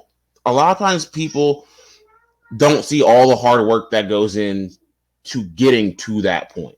Like they see the walkout, the fight, and like the post fights, and that's it. A lot of times people don't get to see what happens when the camera's off of us, or like on any level for that matter.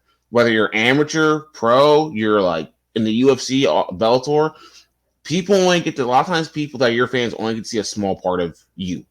They can see like if this is you as a whole, people might only get to see this much of you. So they don't get a whole lot. And then they'll try to base so much off of that. And it's like, you don't know what that guy is going through in his personal life. You don't know what he's going through at home. Like, Ray Borg is a good example of that, too, because Ray Borg caught so much shit for everything. Pulling out of fights, for doing this, for doing that, missing weight. Is it frustrating? Yes, it is very frustrating. But at the end of the day, he's a fighter. This is what he does. His son had issues, had medical issues that he was trying to fight to get money for, to make him better. And when he would lose, people were like ragdolling this, man. I'm like, dude, do you not understand? Like, he's fighting for something way bigger than a check. Like, he's literally fighting for his son's life. And I just feel like a lot of times we don't appreciate everything that fighters go through. Even as a fighter, I feel like we don't do it. I feel like we get so wrapped up in everything else that we don't take the time to be like, man, that guy's really good. Like, this guy did that, or like, you know, I feel like it's one of those things that kind of gets swept under the rug a little bit. And I wish that was something that like could be fixed, but It won't. That's a great point because you can really make that argument about athletes in almost any sport. You know what I mean? Yeah. Like we want to sit here and we rip guys, especially in Philly. You know, we're guilty of this in the Philly fan base. You know, almost more than any other fan. We just rip guys. This guy stinks. He sucks. And we not only do we not realize what's going on, you know, away from the field or whatever. A lot of times we just don't even care until, you know, we actually grasp the full, oh, wow, I didn't realize that his wife was just diagnosed with cancer or that, you know, his mom is dying and, you know, those things that we don't necessarily realize. And then it all of a sudden strikes us like, oh, wow, he's just a human being like me or anybody else. And these things really do affect them. They made that argument, we talk about all the major sports. Phil Mickelson went through that. When I was a little kid, about 15, 16 years ago, right before he won the Masters and became huge, you know, and became one of the best golfers in the world, where his wife was diagnosed with cancer or some type of disease like that, and he started really struggling. And I remember as a little kid, like people ripping the hell out of that guy. And outside of Tiger Woods, Phil Mickelson was the biggest golfer in the world. And we didn't learn until after that year that everything his wife was going through and different things like that. And as sports fans, maybe sometimes we don't quite show fairness to these guys as far as who they really are as human beings when it comes to using that to judge things or form opinions about what's actually going on in their career at that very moment. Me and you, anybody, you know, no matter what it is that your job is, things like that can affect your day-to-day life and how you perform your job. So, of course, it's going to do that for you guys on a much, much higher scale. Yeah. Like, I'm glad, like, the one word you mentioned that I think that a lot of people need to also remember is that we are humans too. And I talk about from a fighter's perspective because I am one. And like, I've played football, I've wrestled, I've done track, I've done all other sports. But for me, fighting was the point where I noticed that for the fighting fan base is toxic. It's so toxic, and it's hypocritical, like extremely hypocritical. Like, dude, you're about to hit on a topic with the freaking MMA Twitter and MMA fans are just, oh my god, dude. MMA fans are some of the most toxic people in the world. Like I love them to death, but at the same time, I'm like, how we hate fans, like WWE fans. They're just it's just spouting nonsense and BS coming out of their mouth. Picture that 100 times worse because there's no loyalty to it. There's absolutely no loyalty to it. One minute this guy's the greatest in the world, the next minute that person's the greatest one in the world, and without batting an eye. Dude, look at Israel Adesanya. Israel was on this meteoric rise, just slapping people, just nothing but upside, right? My man fights Kelvin Gastelum. People are like, "Wow, Izzy's the truth. Israel's the truth." He fights Paul. He fights He fights Joel. Has one boring fight. Keep in mind, a fight involves two people. So if this guy does nothing, how can you put the whole workload on this man? Also, when this man already has the belt, even if it's a draw, he keeps the belt. It's not his job to fight to win the belt because he has to keep the belt. So if you're not going to fight me and I have the belt, fine. Why would I engage with you? Why would I even do that? That's stupid. And people trash him. Oh, he's a bum. He's this. He's that. He's a runner. All he does. He's all talk. People trashed Israel so much after that Yoel Romero fight. But here's the thing: follow confident. Now everyone's riding his coattails again. Well, it was when the fight one way, and he knew that, so he tried to make Izzy play into the style that would have played into Yoel's game. Izzy was smart to say, "Guess what? I'm not doing it. Get up." Yeah. I'm more impressed by Izzy's performance in that fight than some of his other fights because he showed mentally where he's at, not just physically. He showed me that within that fight, he's capable of processing and grasping a situation, understanding it, and then executing it. Which is a lot of times that's one of the hardest things to do in a fight is the breakdown because it's live. You're like. At any given moment, you have milliseconds to come up with something, or else you're getting starched.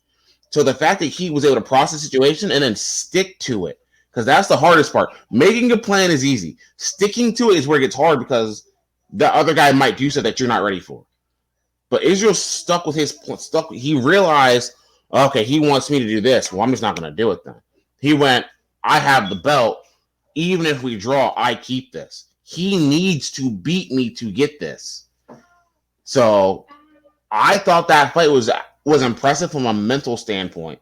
People thought it was boring from a physical standpoint, and I get that because physically it was kind of boring. Yeah, but it's one of the not action happening to get the other layers that go into that to have to kind of go through that. So like, of course, you know, the everyday fan, somebody like Zach over here would be like, all right, I'm out.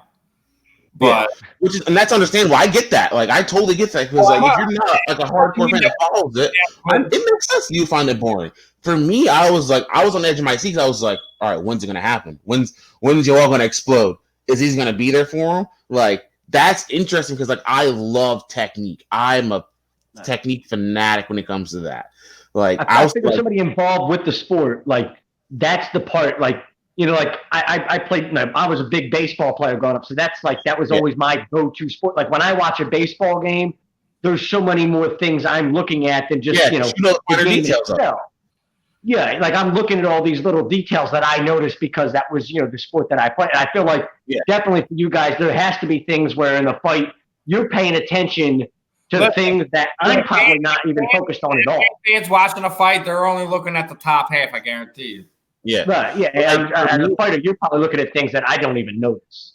One of the best moments I was so proud that I caught it was when the Korean Zombie was fighting Brian Ortega.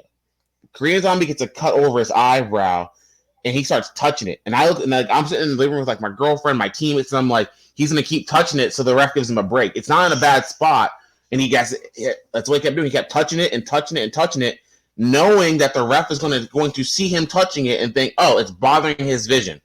The ref calls a break. He's able to catch his breath, recover a little bit. And then they mess with it. It wasn't even a bad spot. It was literally running down the outside of his eye. But he kept messing with it. Right there, dude, that is veteran IQ right there. Like, so you realize that there's more to that. Like you as a fighter realizes that as a fighter, this guy's doing that not just because like, oh, it just happened. There's a strategy to that. He's trying to get himself a little bit of a reprieve, catch his breath a little bit, get it worked on. Like you realize that. That's not something you're going to see your 5-2 guy on the local scene be able to get himself in those deeper waters to be able to recover to get himself back in a position and might get stopped. Where when you get to the higher level MMA, you'll start seeing that they know how to work that to the point to get the referee to call timeout, to do whatever. In the earlier days, guys used to just spit out their mouthpieces, but they don't really just allow you to do that anymore. Yeah, no, now they start calling fights for that now. Start losing points. Or like, I was watching one fight. It was like a real regional fight. One of my friends was fighting on the card. I don't remember where it was at. I want to say it was like California. And there's this. It was amateur fighters, and the one kid he was like 3-2 as an AMI at the moment. And he was fighting a guy that was like 4-0, so pretty even skill wise. And the 3-2 kid's like he's losing. And he gets pinned against the cage, and he does something like I was like, I get it. It makes sense. He goes through a teep and he fires it low and like just pushes on the kid's cup. He doesn't kick him in the cup, just sets his foot on there and just pushes him. Well, the ref sees it as a groin strike, and it gave him time to reset away from the cage. And I was like, that kid has a brilliant mind for fighting.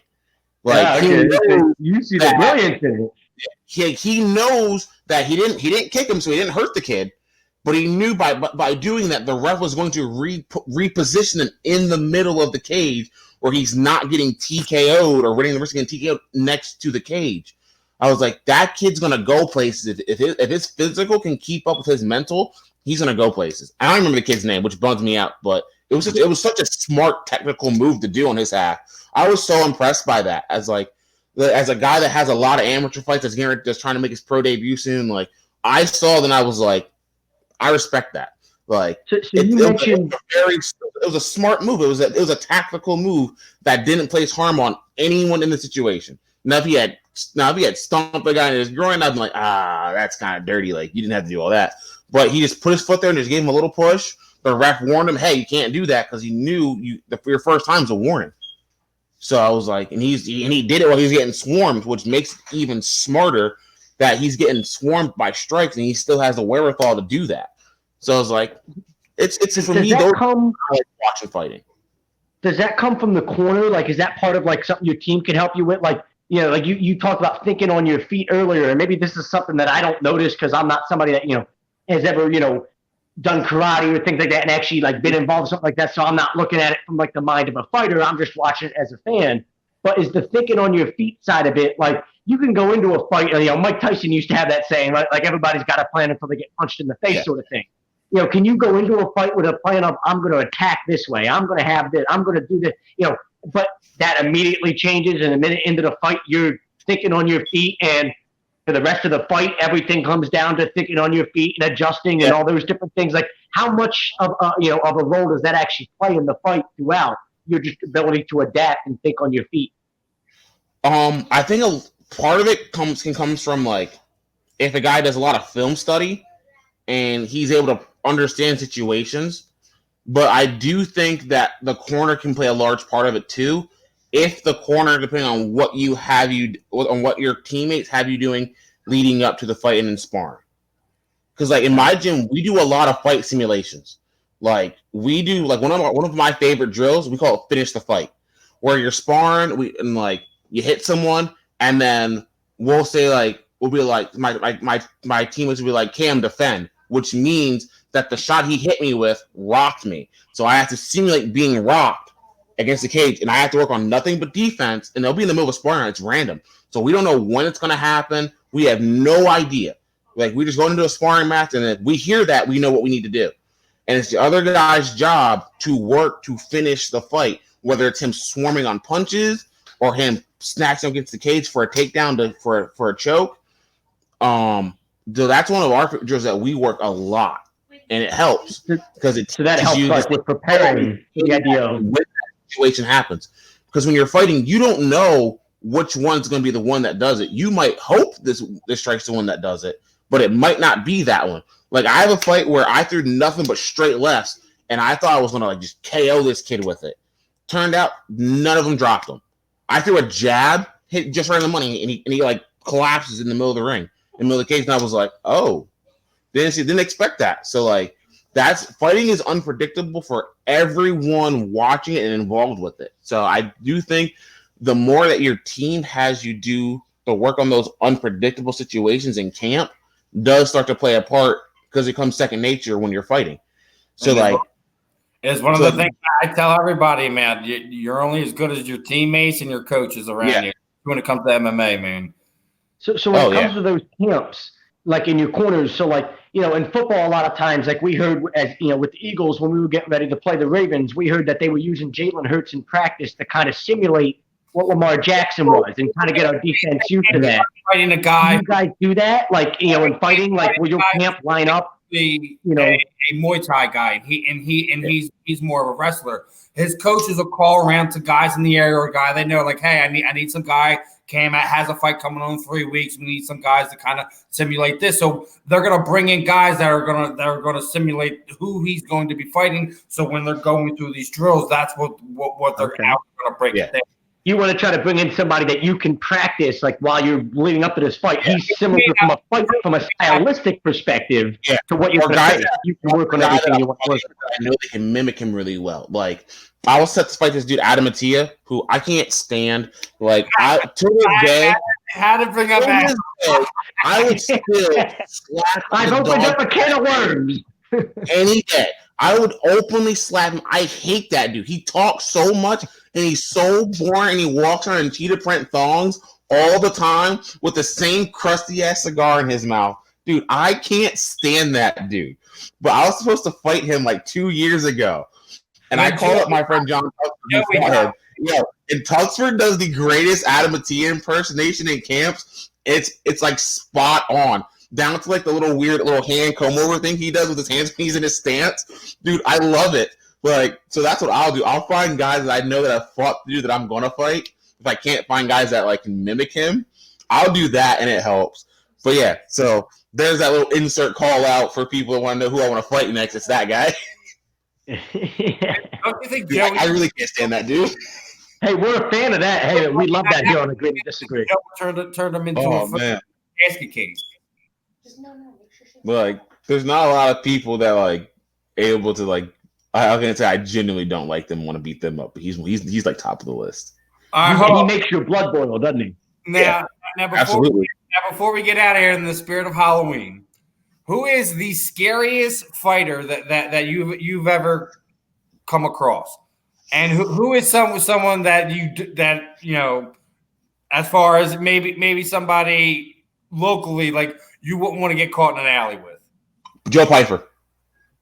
That dude he is one of the scariest individuals walking around ever. Dude, even with a surgically repaired elbow, he would still kill people. That dude's an assassin. He's the scariest person I can think of. If Bickings came to me and was like, yo, listen, Cam, I can get you a fight with Joe Pfeiffer. You down for it? No, absolutely not. Like, I know I have this thing where I'm like, I'll fight anyone. I don't care. I'll fight literally anyone. I'm not fighting him. Don't even put his name in the list. Like, no. That dude is terrifying because, you don't know when it's going to happen. I understand what Cam's trying to let you know. Google Joe and Adam's fight, and you understand why. I got a better question. Who's a guy that, he doesn't need a costume for Halloween. He can just go as himself. He's that ugly. He's that hideous looking. Who's a guy that you look at and you say, that guy doesn't need a mask. He's perfect just the way he is to go out. Down. It's easy. Adam T. That dude's dressed up for Halloween all the time. He walks around like cheetah print suits and he has cheetah print haircuts and whatnot. Like I said, dude, he looks like the crusty, great value pimp you would find out back of Walmart. He is the biggest joke. But in all seriousness, I'll talk a bunch of shit on that dude, but I will say he can fight though. He can definitely fight. I won't take that away from him. But everything about that in the ring? Joke. You and him square off. Are you kicking his ass? He won. That's the fight he won. That's the fight he won. I knew that was the answer I was going to get. Yeah, absolutely. See, so we're making it happen then. Right here, this is Agree to Disagree Radio, right? A2D Radio. We're going to make that happen. We got to make that. Yeah, hey, you got to beef with this guy. We got to make that fight happen. Dude, now it's such a long-standing beef, and it all came from the fact of I tore my ACL and I was coming back from surgery. I wanted to fight. He had the belt, and I was like, I'm gonna fight that guy. He agrees to fight me, and then the week of the fight, he pulls out with no reasosoning. Doesn't tell anybody, just disappears. But that does sound weird. Dude, that made me so mad. I've lost all respect for you, and when I do fight you, you're gonna wish you had pulled out of this fight too. So your best friend don't fight me now because I'm going to hurt you. And now we all know that your chin is super questionable when it gets popped. And you went from just wanting to fight him, you no longer just wanted to fight him. Now you want to kick his ass. Dude, it's not even I want to finish you at this point. I want to beat him for 3 straight rounds to the point where it's 10-7 across the board. Where I want to beat him so bad that the referee gets in trouble for not stopping it. I want to make it go to a decision, so he has to go back every time to the corner and be like, he's hitting really hard right now. Guys, y'all want to throw in this towel or no? Yeah, you want to make it. I got you. You don't make this corner throw that towel in. For that. I want to beat him. I want him black and blue. I will beat the spots out of that man. I can't stand him. Oh. Cam is getting fired up. This is what I do, Steven. I just open up a can of worms, and I just, it's, I don't know, man. I have a way of pushing people's buttons. I'm sorry. I didn't mean to get you this fired up, dude. It's good radio, but it happens anytime his name comes up. If someone texts me his name or they send me a video of him or anything he says, dude, I just want to fight him immediately. I'll fight that dude in Chuck E. Cheese's. I don't care. There's not a lot of people where I'm I would fight you on sight, but he's one of them. He's one of the top dudes where I'm I would totally open hand slap you in the middle of the cage twice. Just I did it twice. Oh my god, he's one of those dudes where he just never shuts up. He always has something to say. And it don't even make sense. Like, Piper knocked him out in the first round, and the man asked for a rematch. Like, bro, calm down, concussion. Like, bro, you're seeing triple right now. I think go see a doctor for you guys for a rematch. Yo, and the best part about that whole clip is when you Google it, watch Bob Maloney's face when Atia goes, Piper, would you accept the rematch? Yo, Bob does a straight double take. He's like, sir, what? Dude, it's priceless. But yeah, that's the fight that I really want. Like, I'm not real big on calling a bunch of people out, but that's the one I want to fight. So when do we expect you to kind of get back in there and hopefully get the paperwork situated so we could possibly see this fight? Well, I'm hoping early next year. That's the plan. That's when I'd like to, get back into it. And like, I have like my last couple of amateur fights, they were really fun. Like my fight with Jason Manning was by far one of my favorite amateur fights I've had. Like that was one of those fights where I loved that fight so much. And if like me and Jason have talked, we both said like we would definitely run that fight back at the pro level, because it was one of those fights where even as amateurs, like you saw a lot of high level skill within that fight, because we both have a lot of experience as amateur fighters. Like I've had like 14 fights as an amateur, and I think Jason's had I don't remember how many Jason's had, but he's had a few. Now, the plan is the beginning of next year we're going pro for what? One of the local promotions with Mike. So I signed for management. I signed with Tammy Stone.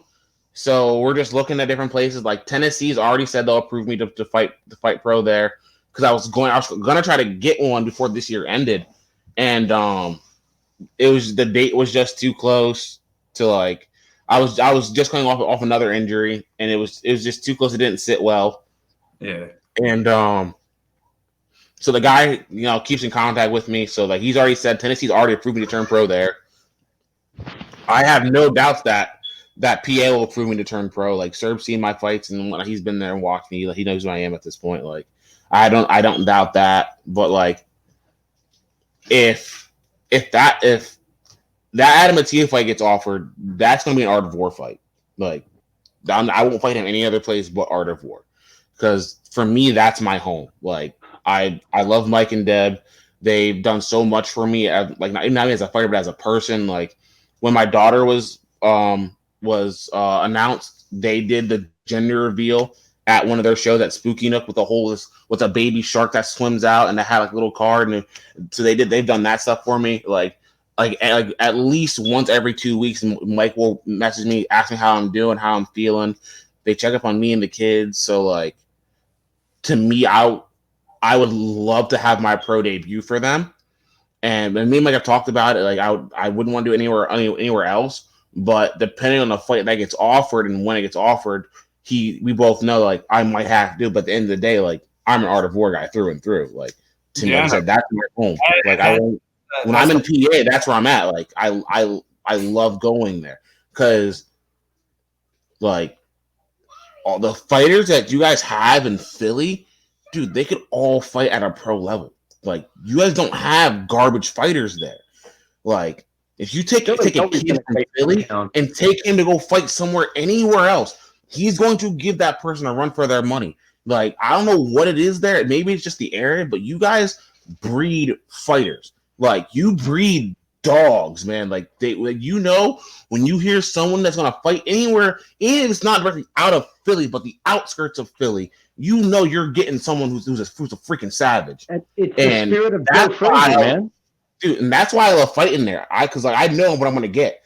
Like I've talked about like moving, like even like moving now. They're doing my camps there, because I talked to Justin Haskell and I've asked him like, hey, like about coming down there to do my pro camps, because I want to be surrounded by like some of the toughest people and guys that I know can beat my ass. Hooking up with Haskell and Booth and all them would definitely kind of do you some good, especially getting into some bigger guys to kind of also be able to help you with the grappling and everything else. Like Cam, that's where you want to be, man. Yeah, like not a knock on your team or anything. It's just it's a bigger gym, so there's more bodies and there's more diversity. Like I love the team I'm at. Like I love Sharks Cage, man. It's a fantastic gym. but we're a small gym. That's the issue we run into. Like, we're a small gym. We're like a makeshift gym, and I love it. It's like one of those old throwback gyms. Like, I don't know if you've ever seen pictures of it, but like when you go in, like we have like there's like plywood like walls and ceilings, and like we got like bags and weights and down on the bottom floor. We got like our it looks like a throwback Rocky gym. And dude, it's almost like the gym from Rocky, isn't it? I love it. Like, if you want to know how savage our gym is, we don't have heat. So when we go into the gym, the mats are cold, they're hard, so we have to warm up really hard to make sure we're good to go. And then we're out here knuckling up and sparring each other, grinding in a freezing gym. There's days we go in the gym and we can see our breath because it's just so cold in there. Like, we just all have like this throwback mentality. We're like, okay, well, this is it. Like, we're not here to be warm. We're here to get better. So like, there's a lot of blood, sweat, and tears that goes into it. So that makes it a lot more special than any other. It makes us have to crack down on each other and be tough. Like, we're not allowed to like there's a small group of us, but like we have a strong no bitching policy. Like, if you're in there, you're working. It might be cold, and it's gonna hurt when you get kicked because you're cold. It's gonna hurt when you punch because you're cold. Like, we know it when the summer hits. There's days it hits like 115 degrees inside the gym because it just holds heat. But I love our gym, but at the same time, we've all agreed that like there's gonna come a point in time when we need to branch away. Like, this may be home for us, but there comes a point in time when you gotta go, you gotta leave, you can't stay there. Like, a flower in a pot won't continue to grow to its max potential. Only when you put it out inside in the garden where like it's exposed to dangers and risks, is it going to thrive, and will you see how well it is? Yeah. And that's how I look at with our gym is we're going to have to go to different areas. Like I've said, I want to go to Philly. There's a gym up in Michigan, Scorpion Fighting System. I would love to go there. They have a bunch of high level guys like Taylor Moore, Josh Parasian, Elijah Zapatella, Amanda Bobby Cooper was there. Cody Brundage was there. Like there's a lot of guys, a lot of top talent in that gym that I would like to go there. My friend Oscar said he wants to go to California. So like we've all said like there's these places we want to go, but at the end of the day, like we know where we come from. Like that's our home. That's where we're at. But we gotta stay loyal to the roots, always. Yeah. I swear this wasn't intentional, but I mean, if we're talking about fighters, I've got a Muhammad Ali shirt on. I mean, and like, come on now with that's nice. I like that. I swear that wasn't like I could sit here and claim I wore that because I knew we had a fighter coming on. I didn't, but it's one of those things where if we're talking about fighting and all that, I mean, we talked about earlier. We talked about guys that can talk the talk and then also walk the walk, and Muhammad Ali almost created that game, didn't he? Yeah, massively. Do you think there would be these guys that exist now that's a big part of their game is the ability to talk and intimidate their opponent and be the trash talker that they are?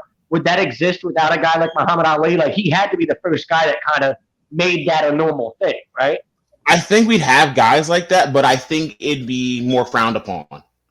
I think he's one of the guys that normalized it because he was so good at it, but also about how he went about it, though, too. Because, like, I think he was one of those guys where you could tell where he was talking shit to people, but overall, he's a good human being. I think that if we didn't have him, I think it would have taken a lot longer for us to get to this point where it's normalized and for people to not just think, oh, you're talking crap, you're a bad guy. He was the first person that was considered a showman, I guess, right? Like we can tell now, like when guys talk and that guy's a showman as opposed to just he's just a bad person or whatever. Like we could tell that Muhammad was trying to market himself, which is now what all of these guys do. They become professionals at marketing and promoting themselves. Yeah, and I do think that's a very unique skill that not a lot of people have. And I would tell people as they're amateurs that they should work on doing that. Like, build your brand now, but be careful of how you build your brand because how you build your name, because you get stuck with a bad rep, like you might have to run with a gimmick that you don't like. Be like Like, you don't want to be a guy that talks and talks and talks, but yet you lose a lot. You don't want to be that guy.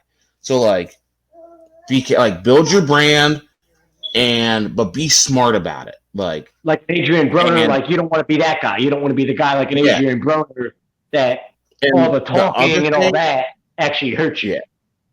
The other thing I will tell young fighters is, like, pay attention to who is loyal to you and who is actually there for you. Because the biggest mistake that I made as a young fighter when I first started was, one, I bought into my own hype so badly, and I got slapped, like, with a wake-up call real quick. Like, I started off 1-3, and then I won like 5 fights in a row. I won like 3 titles in 2 different weight classes. Like, I just turned it around, and then, like, I bit into it. And shout out to Keem Murray for slapping the hell out of me, because that was my wake-up call. I was like, no matter how good you are, there's always someone who can beat you. And, like, it took me a long time to finally be able to get to the point where I was say, like, he was better.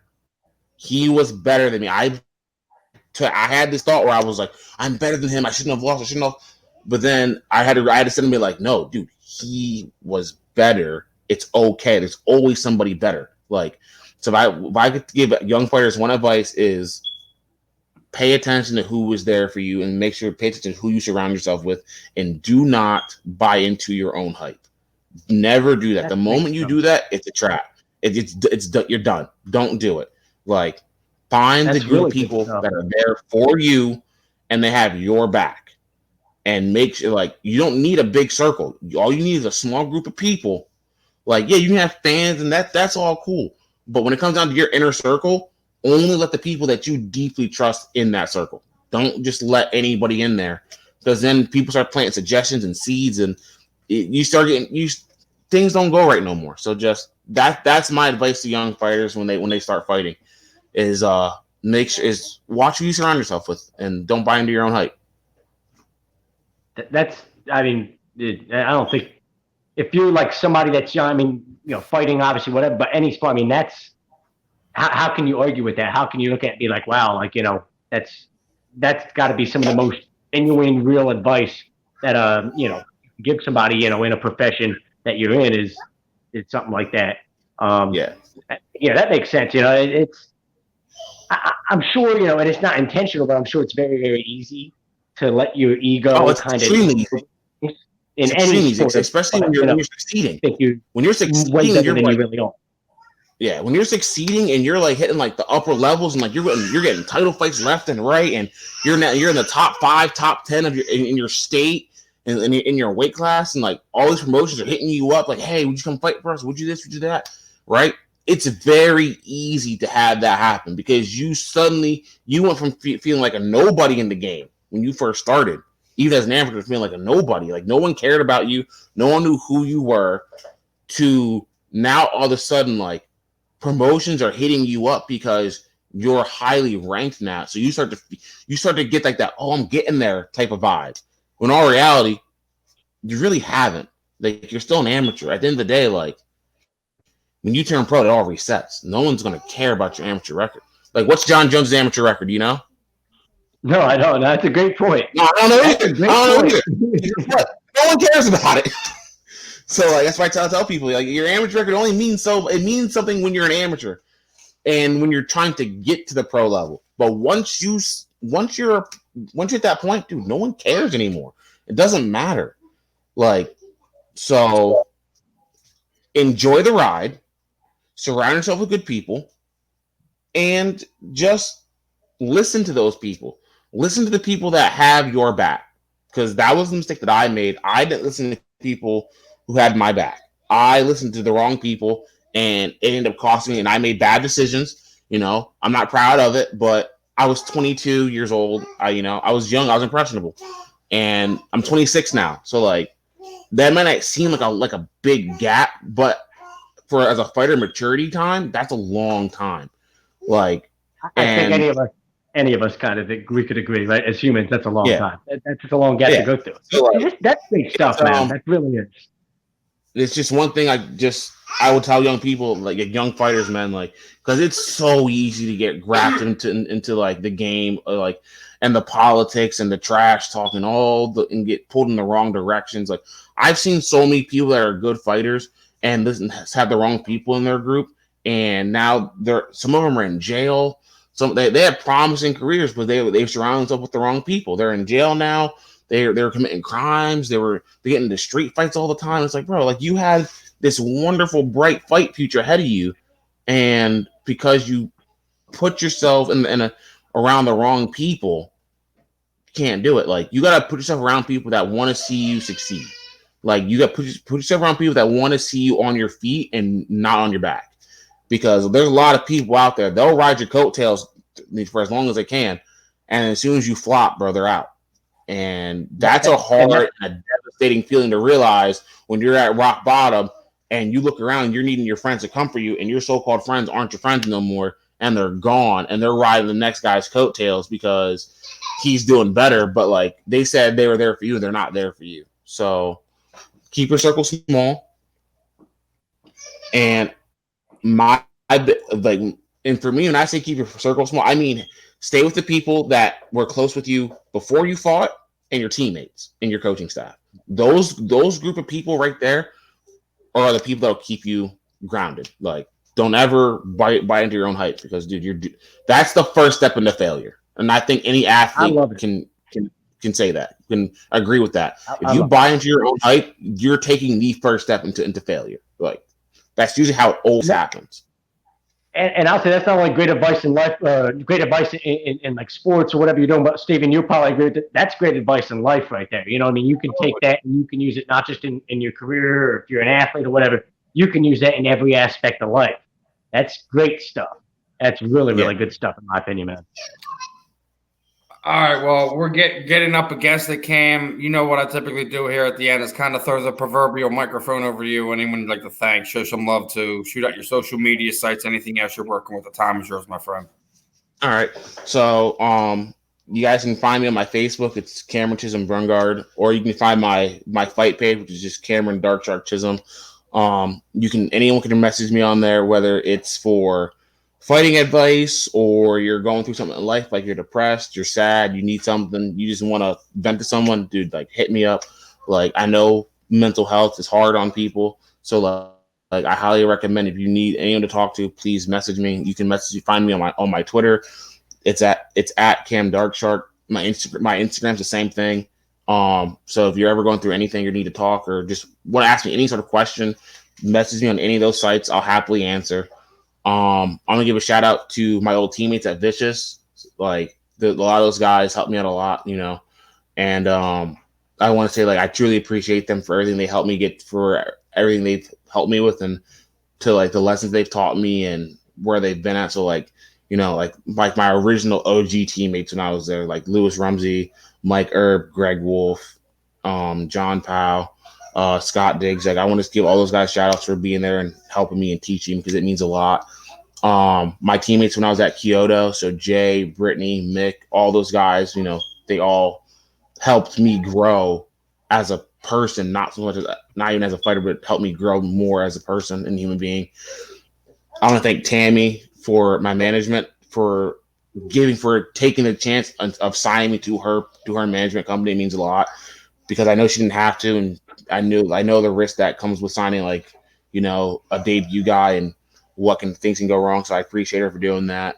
I'm gonna give shout outs to Combat Corner, MMAT, and Just Heart Apparel for being my sponsors that have stuck with me through everything, whether it's surgeries, being on losing streaks, depression. Like, they've always been there for me, and I can't thank them enough. And I want to give a shout out to my girlfriend and my kids and her and my girlfriend's family, because they have been there for me throughout fighting the whole time. They always support. They buy all my shirts. They try to find a way to help me get to all my training sessions and to get to my fights.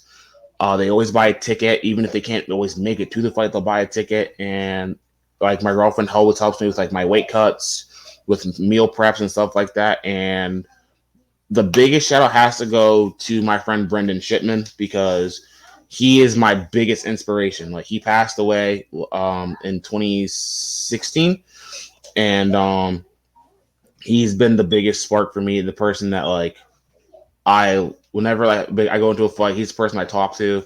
I pray to him. I ask him to be there for me, to watch over my kids. Like, my son's named after him. I've gotten really close with his family since his passing, and so I want to give a shout out to him and his family, because without them, I don't know where I'd be. Like, they've really embraced me as like another family member, and my family as their family. So that means a lot. And I want to give you guys a thanks for having me on the show. I truly appreciate it. It was a blast. I would happily do it again. I know I talk a lot, but that's what it's all about. That's why we're here. Oh, I'm happy to be here. You know, it's fun, and I appreciate it, man. Like, it was a great time, and I hope you guys definitely have you back. Have a great Halloween. I mean, I hope you guys are living your best life, and I hope everything goes well for you guys, man. Like, keep doing what you guys are doing. You guys run a fantastic show, and I will gladly always come back. Like, I had a blast. So thank you for sharing. Halloween. We'll have you back. Thanksgiving, Christmas, all that. We got all those holidays coming up. You know, it's all big time for families. Enjoy all that, and we'll have you back after that. Come NFL playoff time or something where we can all talk, and you don't have to be you can just be a casual sports fan and we can enjoy it. How about that?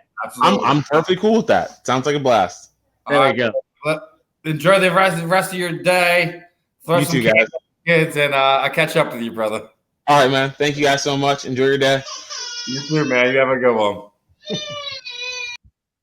All right. On his end anyway. Okay. Yeah, that was my main. The baby was waking up from a nap or something, man. I figured, hey, you know, we got him off the air just in time.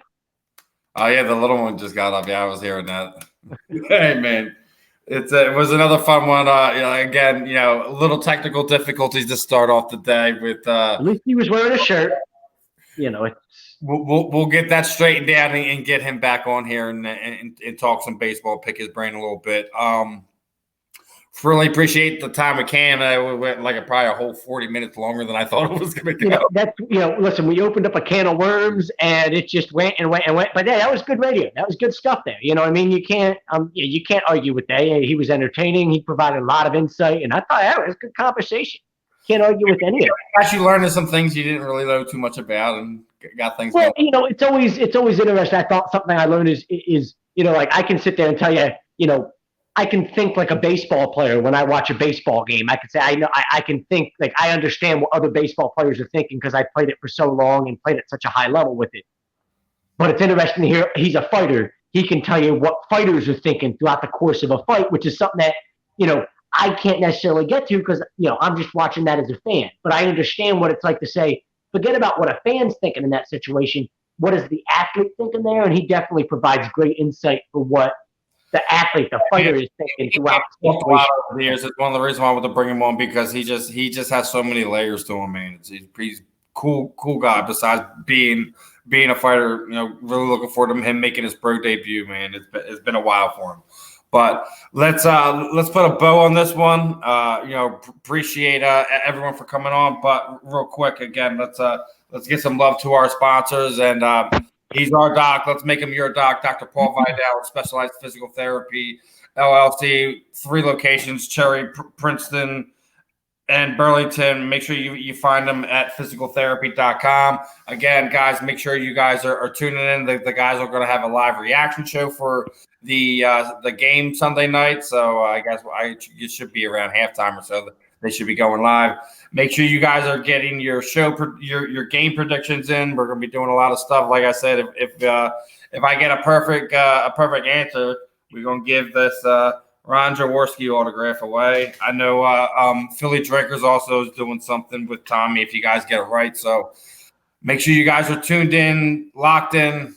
We'll see you guys next week. Should be back on our normal time at 4 p.m. I think we're all on the same page with that. Other than that, you know, appreciate Tommy for hopping on with us at the beginning. Appreciate always fun. Tommy's awesome. Yeah, what's great is that the 3 of us can yell at each other, and I mean, like, we literally do not give a fuck. Like, we don't care. It's all good stuff with us. Oh, absolutely.